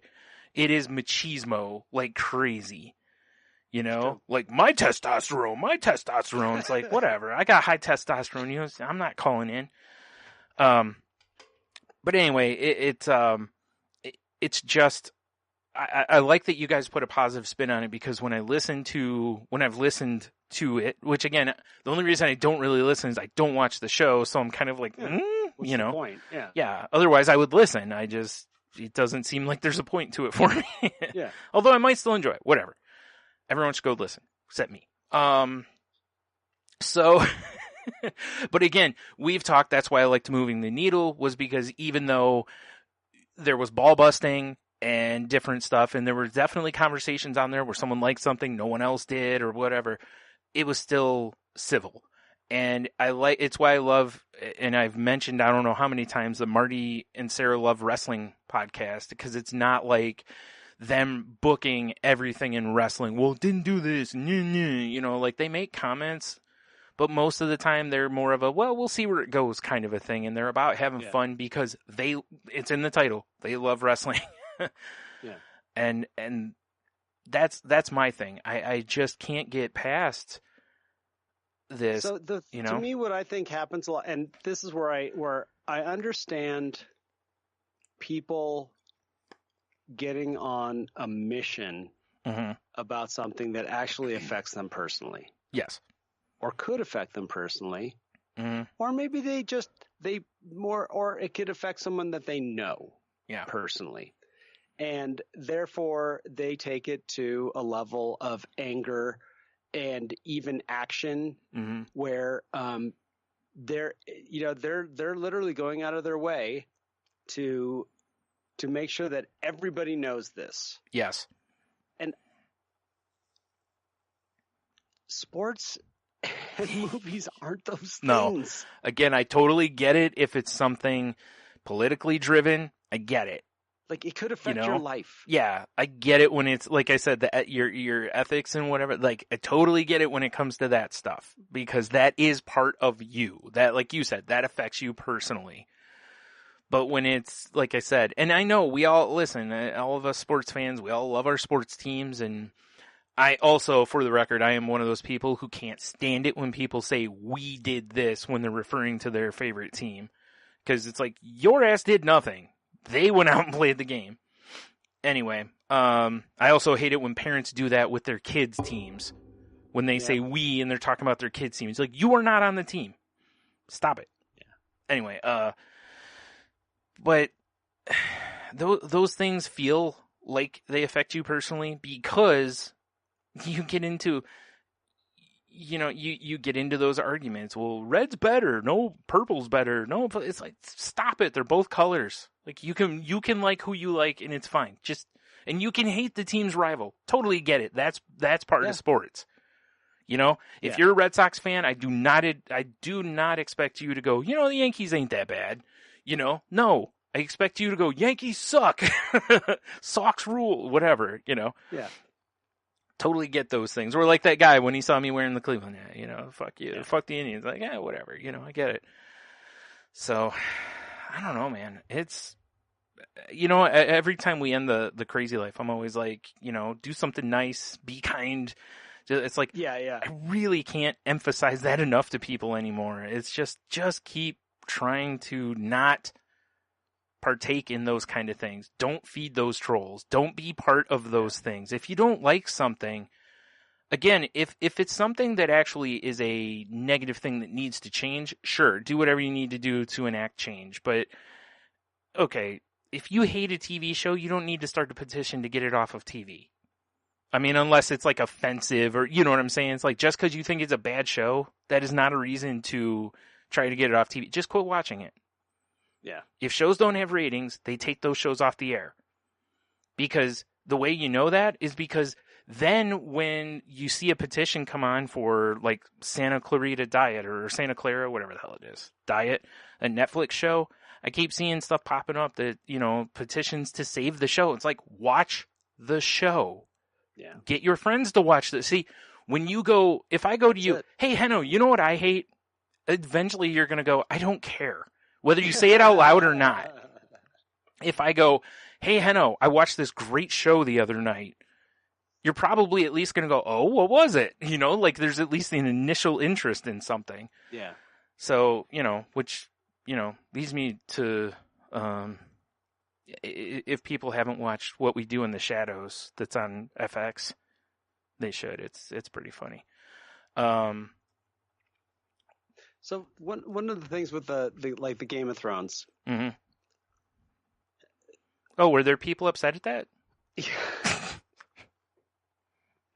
The best part that, all right, so listen, my favorite was, I listened to a lot of politics podcasts, mm-hmm. and to listen to people lose their minds on that, it was just amusing, and it reminded me of football teams. Mm-hmm. It literally reminded me of that guy that we all know that literally cannot watch the TV because of what's happening in the fourth quarter.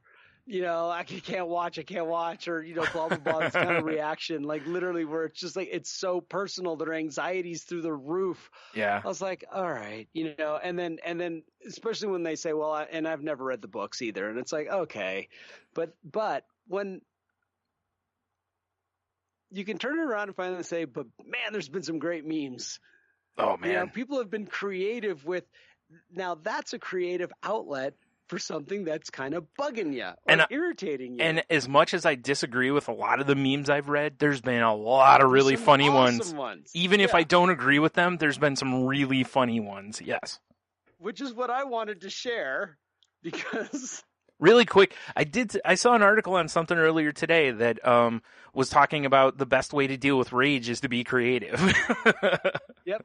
There you have it. Yeah. So one of the all right, so Brian and I talked about what we thought of the finale of Game of Thrones after we finished podcasting The Crazy Life. Right. And I think we're just going to add it on to the end of this show or as a special. Yeah. Because I actually saved it. But one of the things we brought up was the line where at the end of it, Tyrion says, I once walked into a brothel with a honeycomb and a jackass. That's all he says. Right. Right?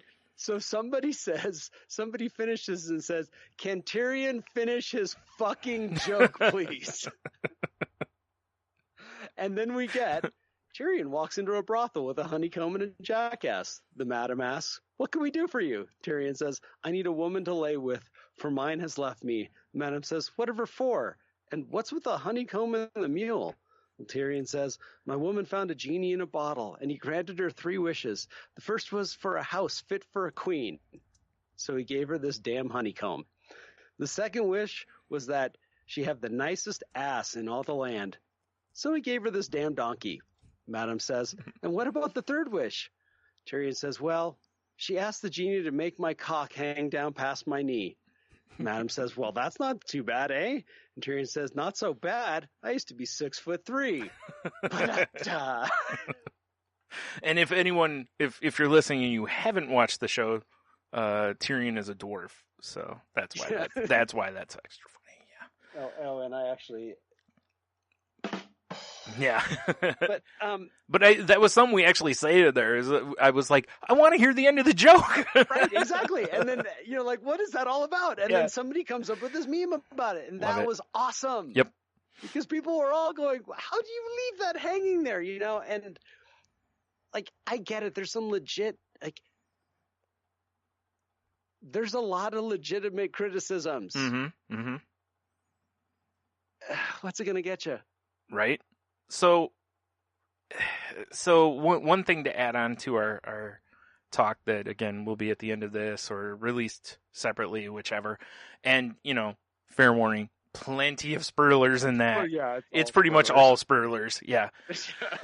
But I saw this thing pop up on Twitter the other day, and it says, if you were disappointed by the writing as Game of Thrones progressed, there may be a reason for that. And there's a chart that shows how many words per episode, or the average words per season, right? Yep. And, I saw some people that were like, well, see, right? Well, something I don't think a lot of people, like, first of all, there's a lot of people on the internet need to learn how writing a story works, because they don't fucking have a clue. Second of all, okay, when you read a book, what is generally the wordiest part of the book? the beginning. And the reason for that, that's where all the exposition is. Yeah, character development. You're developing the scenery, the characters, all this other stuff. It's cultures. Yeah. And again, the main reason is obviously because for the first X amount of seasons, they had the books to work from. After that, they didn't. So, and also they didn't, they didn't have to, they were just kind of doing what they decided to do from there. And, a lot of people, I don't think they realize, like, George R.R. Martin was, like, all these things they did in the show were run past him. Like, he's a consultant on the show. This wasn't just those two guys just pulling stuff out of their ass. I mean, yeah, it might have been, but he was also somewhat on board with it, because I've seen a couple of comments he's made over the years, and he seems right on board with what they've done. So, and it's been very well documented, he told them what the ending was going to be. So the real question for me will be, does he go a different direction now because of how people have reacted to how things ended? Because there's a lot of people who hate that it felt sped up, which I think is a good criticism. It did feel sped up. Well, but it kind of had to. Because they did. Yeah, yeah. exactly. Yeah, exactly. Yeah. But also, I'm always talking about how I don't see enough businesses using the internet as the marketing tool that it is. Because there's been, a perfect example is Sonic the Hedgehog movie. They were like, here's the trailer we're really proud of. The internet shit all over it. And then lit that shit on fire.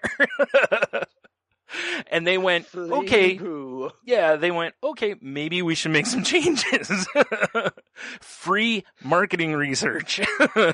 Right?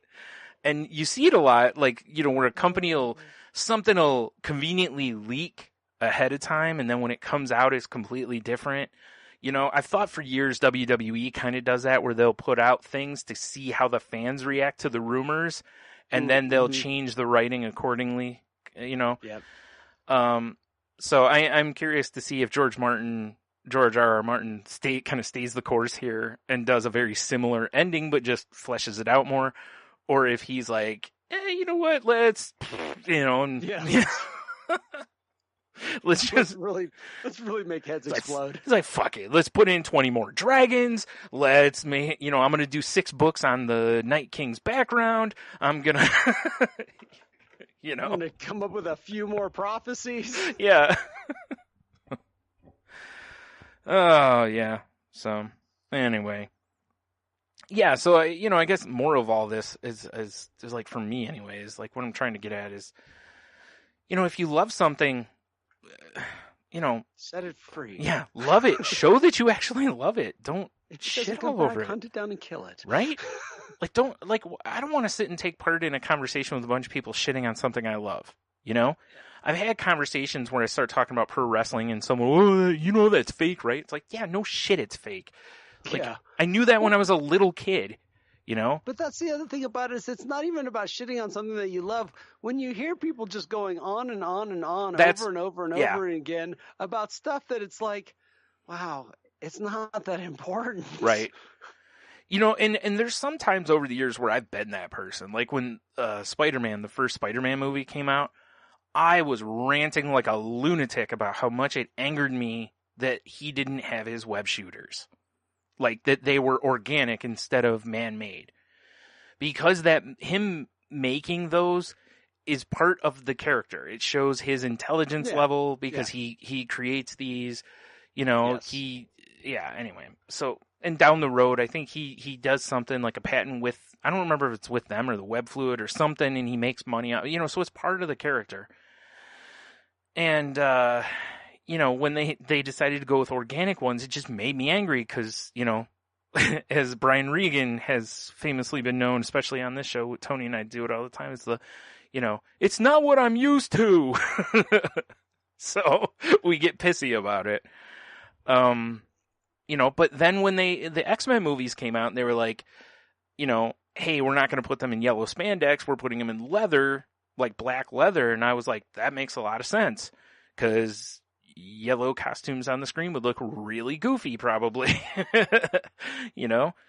So, it's, I kind of pick and choose my spots there, but I just can't have these conversations with people anymore.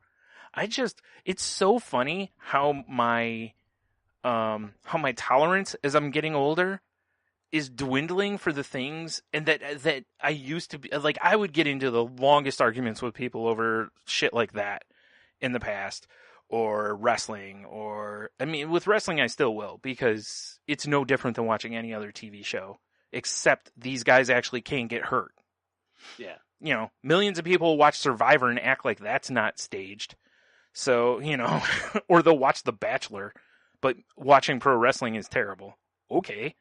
So, but like I said, it's so weird how we went from like this culture of dumping on everyone else's likes, or, yucking other people's yums if we will, to like, we're doing it to ourselves now. Like, why are we running down? Like, what does that say about us if we shit all over what we love, and won't let up, like you said? It's like, it just keep doing it and doing it. Yeah. And on The Crazy Life, I talk about the distorted thinking. Actually, it falls right into distorted thinking. Because it's black and white thinking. It's all about being right.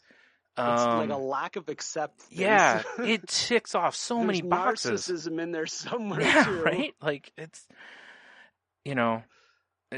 so what I wish could happen, I would love to have a situation where, there's the whole multiverse concept. I would love for people to be able to see what their fan theory would turn out as. Yeah. Just to see how terrible their shows would be sometimes with their fan theories. Man. Yeah, because there's again, I get a lot of feedback, I guess you'd call it, off the podcasts I listen to. Yeah. Because typically the podcasts I like to listen to, especially when it comes to geek culture, is someone that is taken the dive into geek culture farther than I have. Yeah. And usually with, like, I mean, when it comes to the superhero movies, they've read all the comics. Mm-hmm. They have favorite storylines. Yep. And the guys that I like the most are the ones that sit there and can appreciate, they go, you know what? I really dug the Spider-Man. I thought it was great. I was a little bummed that he didn't have Spidey sense, but whatever. Yeah. Like, it's not the end of the freaking world. Mm-hmm. And it's an appreciation of just film. And they're also the people that will tend to like popcorn movies just for the sake of going somewhere and just getting blasted in your face with some entertainment wherever, where there's this other type of podcaster that just literally shits on stuff. Mm-hmm. And that is garbage movie making. And I'm like, you know what? It wasn't fucking made for you then. Yeah, exactly. Because they're generally going in looking for stuff to hate. Oh God, there's so many movies. I've actually caught myself doing. I have too. I think everybody probably has at some point. There's some movie where you walk in and you're like, this is going to be a pile of shit. And then, or you're just analyzing it. That was my thing when I was doing Moving the Needle a lot. I started critically looking at movies, and I'm like, stop it. Yeah, this isn't what you do. Yeah, no, exactly, and that's not why I was on that podcast. Mm-hmm. It's like, but I start picking up what other people see. Yeah, they're more focused on various things, and so I'm like, oh, I'm going to start looking for that too. And then I'm like, no, I'm going to not look for that. Right. I'm not enjoying myself. Yeah. Well, it's a good example. Tony and I went to this brewery last week, right? And we're sitting there. There's a flyer on the wall for an upcoming festival here in town. And I'm looking at it, and I'm like, that thing pisses me off. And Tony's like, what? And our server's like, what? And I was like, they didn't left Justify the whole flyer. Like, the top line is in just a little, like, they hit indent there. Yeah. Like, it's indented, but then the rest of it is all left Justified. And it just pissed me off because it's like, why didn't you just left Justify all of it? So, and, most people are going to look at that and go, dude, lighten up. Yeah. So, and I get it, Like, one thing, and it's just a real visceral reaction I had, was when they did the Mad Max remake, mm-hmm. with Charlize Theron, and I went and saw it 3D, just blasted with sound. It was so loud, and just the energy level was unbelievable. And I walked out of the theater and I sat in my truck, and I was just like literally just sitting there, just emotionally wrecked. Right. Yeah. It was so intense. And I shared that, and people were just like, what the fuck, blah, blah, blah. And it's like, what? If somebody comes up to you and says, I'm feeling depressed, do you dismiss the fact that they feel depressed? Do you say, you shouldn't be depressed? Yeah, right. That's how they feel. And that's how I feel about entertainment too. Yeah. If I was entertained, what are you going to tell me? Oh, you shouldn't have been. Yeah. Because it was garbage. That's Well, exactly I what it was. is. That is exactly what's going on. Yeah. You're telling me I shouldn't have a feeling. Now, Yeah. granted, I'm also in a way saying it's not so much that if somebody goes in and they really hate something, Mm-hmm. that's their feeling too. Yeah, that's fine too. I have no problem with that. Like, here's what it comes down to me. If you go, that was a piece of shit, and I say, why? And you can't give me a reason, I have a problem with it. Or at least more of a problem with it. If you can go, well, this kind of a thing, I'd be like, okay, you're probably overanalyzing this, but also at least you have reasons. At least there's reasons why in your head it ticked as bad, just to, it sucks because everyone else says it sucks. Meanwhile you're, buying Taylor Swift's new CD, even though you But pretend I think she there's sucks. a difference between there's me saying, I love this movie. I had a great experience versus this is shit and nobody should like this. Yes. Oh, I totally agree with you. Yeah.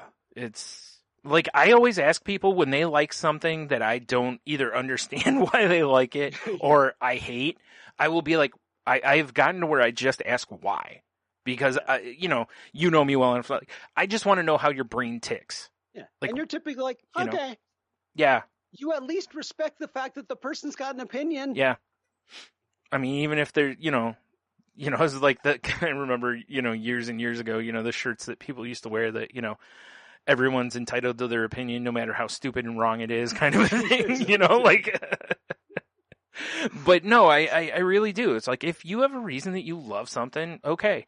And like I said, it all turned around for me when we did The Enthusiast with John O'Deener, when he talked about not having guilty pleasures when it comes to music. And I just really started applying that to more and more. And it's like Jen from The Crazy Life loves reality TV shows. I'm not speaking out of school. She's very open about it. I was constantly like, how can you watch this? And she would tell me, this is what I like about it, And I'm like, okay, I don't get it, but it's not meant for me, it's not geared for me. If I end up liking it, that's bonus for them, but that's not who it was marketed toward. I mean, like I started watching The Flash. It became too many little group meetings in the hallway for me. Yeah. I quit watching it. Some people fucking love the group meetings in the hallway. That's awesome. I just stopped watching it. It's fine. I quit watching it because the guy kept beating all these supervillains and constantly, I don't know if I can beat these guys. Like, dude, you've beat everybody. At some point, that was my thing too. Where's your I'm confidence? kind of tired of him being so down on himself with his inability and feeling guilty and this and that. You know what? And maybe there's somebody that's really young that needs to hear that all the time and then see him win and blah, blah, blah. Great. That's the TV show for them. It's not for me. Yeah. Well, you know what, though? It's like, okay, here's where that becomes an issue to me, is if you need a character that needs wins for that to work, cool. I totally get that. That is exactly what drew me to Spider-Man. Because when I was a little kid, I got picked on because I wore glasses, I did well in school, and I wasn't very athletically inclined. So when I read Spider-Man for the first time, I was like, holy shit, I get it. I identified with him. But this character, who was essentially a bumbling idiot before, or not idiot, but he was, uncoordinated, whatever, awkward with women, girls, whatever. After he got bit by the spider and whatever and got these powers, it was like he started finding a confidence, because if he didn't want to get beat up, he couldn't be beat up at school. Yes. He got his win there. Now, granted, he lost Uncle Ben and, whatever, but he also got Mary Jane, he landed the hottest girl around, basically, you know, kind of, or one of, and Gwen Stacy before her also, you know, so it's like he got wins periodically, even though most of the time the world was just taking a giant dump on him, you know, but he kept getting little wins here and there for a while. And that's what kept me coming back, because when you look at life, that's how it is sometimes. It feels like things are dumping on you left and right, but if you can see those wins that you do get, that can be enough to pull you through sometimes. And that's what I always loved about Spider-Man. With the Flash, I'm just more like, stop whining. Like, dude, you can run faster than anybody, basically, you know. You're going to screw up and destroy the timeline at some point, sure, but because that's what the Flash does. Oh, man. You know, the one last thing I'll say on this basically here is one of the things that I can't get over more than anything is how, like, people are nitpicking at Game of Thrones. And listen, sometimes, like you said, there's some good things in there. Like, you know, like not picking up the Starbucks cup, the water bottle. It's like, you know, like, come on, get a little crisper at your job here. I mean, this is really shouldn't be happening on that big of a budget of a show, because there should be a person whose job it is to make sure there's nothing current on the set. But whatever. You know, but what always has cracked me up is it's like, okay, so we're sitting here watching a show that takes place in a land that does not exist, has dragons, witchcraft or wizardry or however you want to, mystical powers, zombies. A dude comes back from the dead. Well, two guys actually come back from the dead. Three guys. One multiple times. Yeah. So it's like, this you're all cool with, but I know that's when one little thing doesn't line up in your head, all of a sudden it's the worst thing ever. It's like, you either have to suspend your disbelief completely or not at all. I mean, you've got to understand sometimes you just got to let stuff go, because sometimes continuity wise, it just isn't going to line up. Yeah. No matter what you read, it's hard. It is really hard to keep continuity straight. Yeah. You know, if you don't believe me, start watching WWE. You will watch something this week, then in 2 weeks they will contradict right on TV. Yeah. And there's plenty of that stuff, and I have totally, you know, caught myself with that too. Mm-hmm, me too. Yeah, especially when it comes to anything that's in outer space. You know what I mean? It's just, you know, that might be the worst group, is the people who are science nerds when it comes to any movie. I mean, and it makes sense though. Most of these movies now have a science consultant on them for this reason. Like, see if we can get this close. But like, you know, it's like one of the classics is just the Empire Strikes Back, right? It's just like, you know, it's everybody's favorite. It's other stuff, and I'm like, it is the worst when it comes to like, it's fantasy in space. There's nothing real. They're walking around talking to each other in no atmosphere with no comms. And there's things flying, you know, just like, I'm like, okay, on an asteroid. And they're not freezing their asses off. They're perfectly toasty war, right? On that like, galaxy, this is one of the greatest films ever. Right, but on that galaxy that's far, far away, that stuff's all cool. Exactly. Like that. All that's how it works there. You know, Yeah. Just the closer you get to us, it doesn't work that way. That's all. Yeah. You just got to read your science books. I know it's all. I know. It's all about the fact that it was a long, long time ago. Yeah. In a galaxy far, far away. But that's the greatest thing about it. That's what fantasy is supposed to do. Exactly. You know? And that's the whole point. It's like, and I appreciate when somebody tries to make something real. It's great and everything like that. But I just love the fact where it's like, yeah, you've got this creature flying around, you've got this thing, you've got this, but you're hung up on that one thing? Yeah. It's like, I saw that when the one thing that broke it for you. When The Martian came out, shit. I loved when people did that, you know? Because it's like with The Martian, they tried to get the science as close to correct as they could for what we currently understand. Yeah. And I still saw people that were like, I don't think that's how it would work. It's like, it's a fucking movie. Like, let it No, it isn't a documentary. You can go. It's not based on real events. Besides, it's a comedy. Oh my God. Yeah. So we all it's just really, I think the end message here is we just all need to lighten up. Yeah. No shit. It is in a lot of ways. It really is. It's like we just need to get back to a point to where entertainment is just that. It's an escape from reality. It's just to entertain us.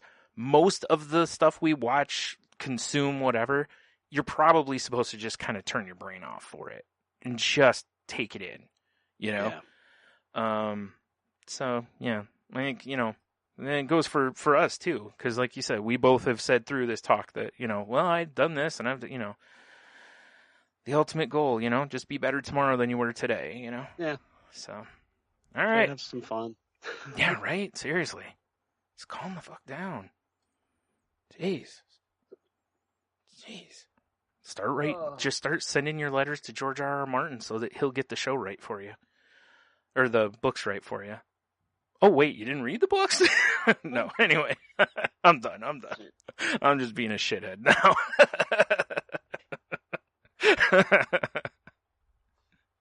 All right, well, with that, as always, you know, we tell you, go check out saltylanguage.com. All of our links are there. You can see or get the links to the networks we're part of, which be the Tangent Bound Network and...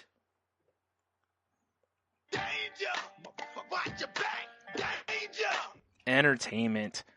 So go check those out. Probably find some other shows that you dig there. You know, such as the other show that Heno and I are on, The Crazy Life. And, you know, Heno's other show,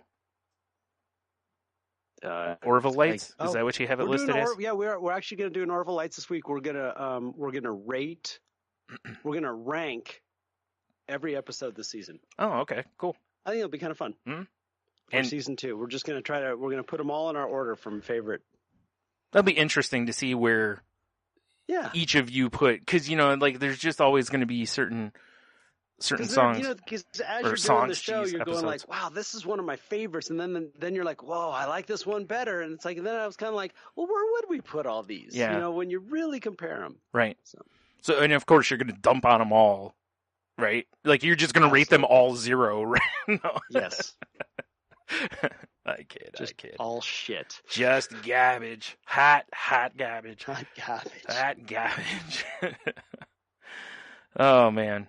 All right. Well, we'd appreciate it if you would rate, review, and subscribe if you haven't already.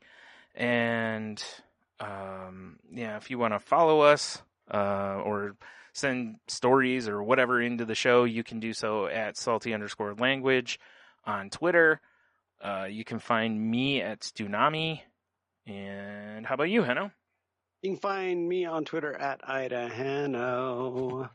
Yeah, and if you're into the Orville, check out the Orville.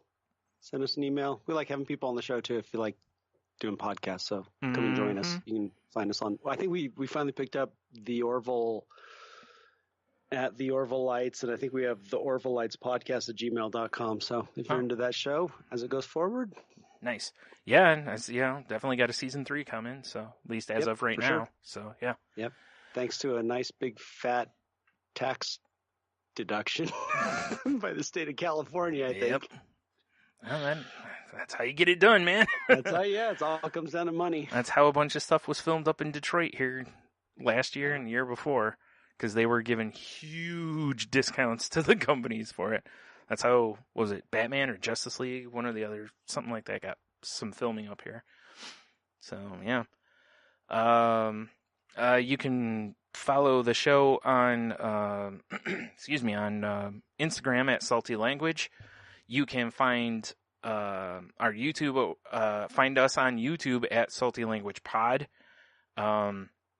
We have, we still have the past episodes that we've done live up for, you know, if you want to go back and watch those. And if you do and you like those, please, please give us the old thumbs up and, subscribe and activate the notifications and, I don't know, whatever else. So, yeah. All right, what am I forgetting link-wise? All the links are on saltylanguage.com. So definitely go check that out. And, yeah, I can't think of anything else. So I guess until next week. Oh, yeah. Have a beer, you'll be fine. Yeah, go be productive and drink beer. Those two things definitely go hand in hand. Oh, did you hear about that? That there's people like looking for old historic beers and remaking them. No, but it doesn't surprise me because of how, like, you know, the like old candies. There's those throwback stores now that they have a bunch of candy that wasn't being made for years and years. Yeah, I guess I've read a story. I think it was in New York Times where they were talking about like going back in ancient history and finding beers that were made and remaking them. Like that. Cool. What was it that those monks that found that beer that was like hasn't been made in like that kind of stuff. It was like 200 and some odd years old, and it hasn't been made anytime recently, so they're gonna start brewing it. Yeah. So yeah, I'm sure that'll make them a couple dollars. Something. They do small batch on that, sell it for a lot of money because people will pay godly amounts of money for rare beer now. So it's gotten stupid. But yeah, so like Heno said, I'm not sure if we'll have it at the end after we're done with this stuff here, or if it'll be released separately. But we did a whole talk on the last episode of Game of Thrones, so if you want to listen to that, that'll be available. So yeah, and I guess the last part is, I'm gonna do the same thing I do on the Crazy Life. It's just try to put some kindness out there. Be nice to some people, damn it. Have some fun. Yeah. And include yourself in that. Be good to yourself, too.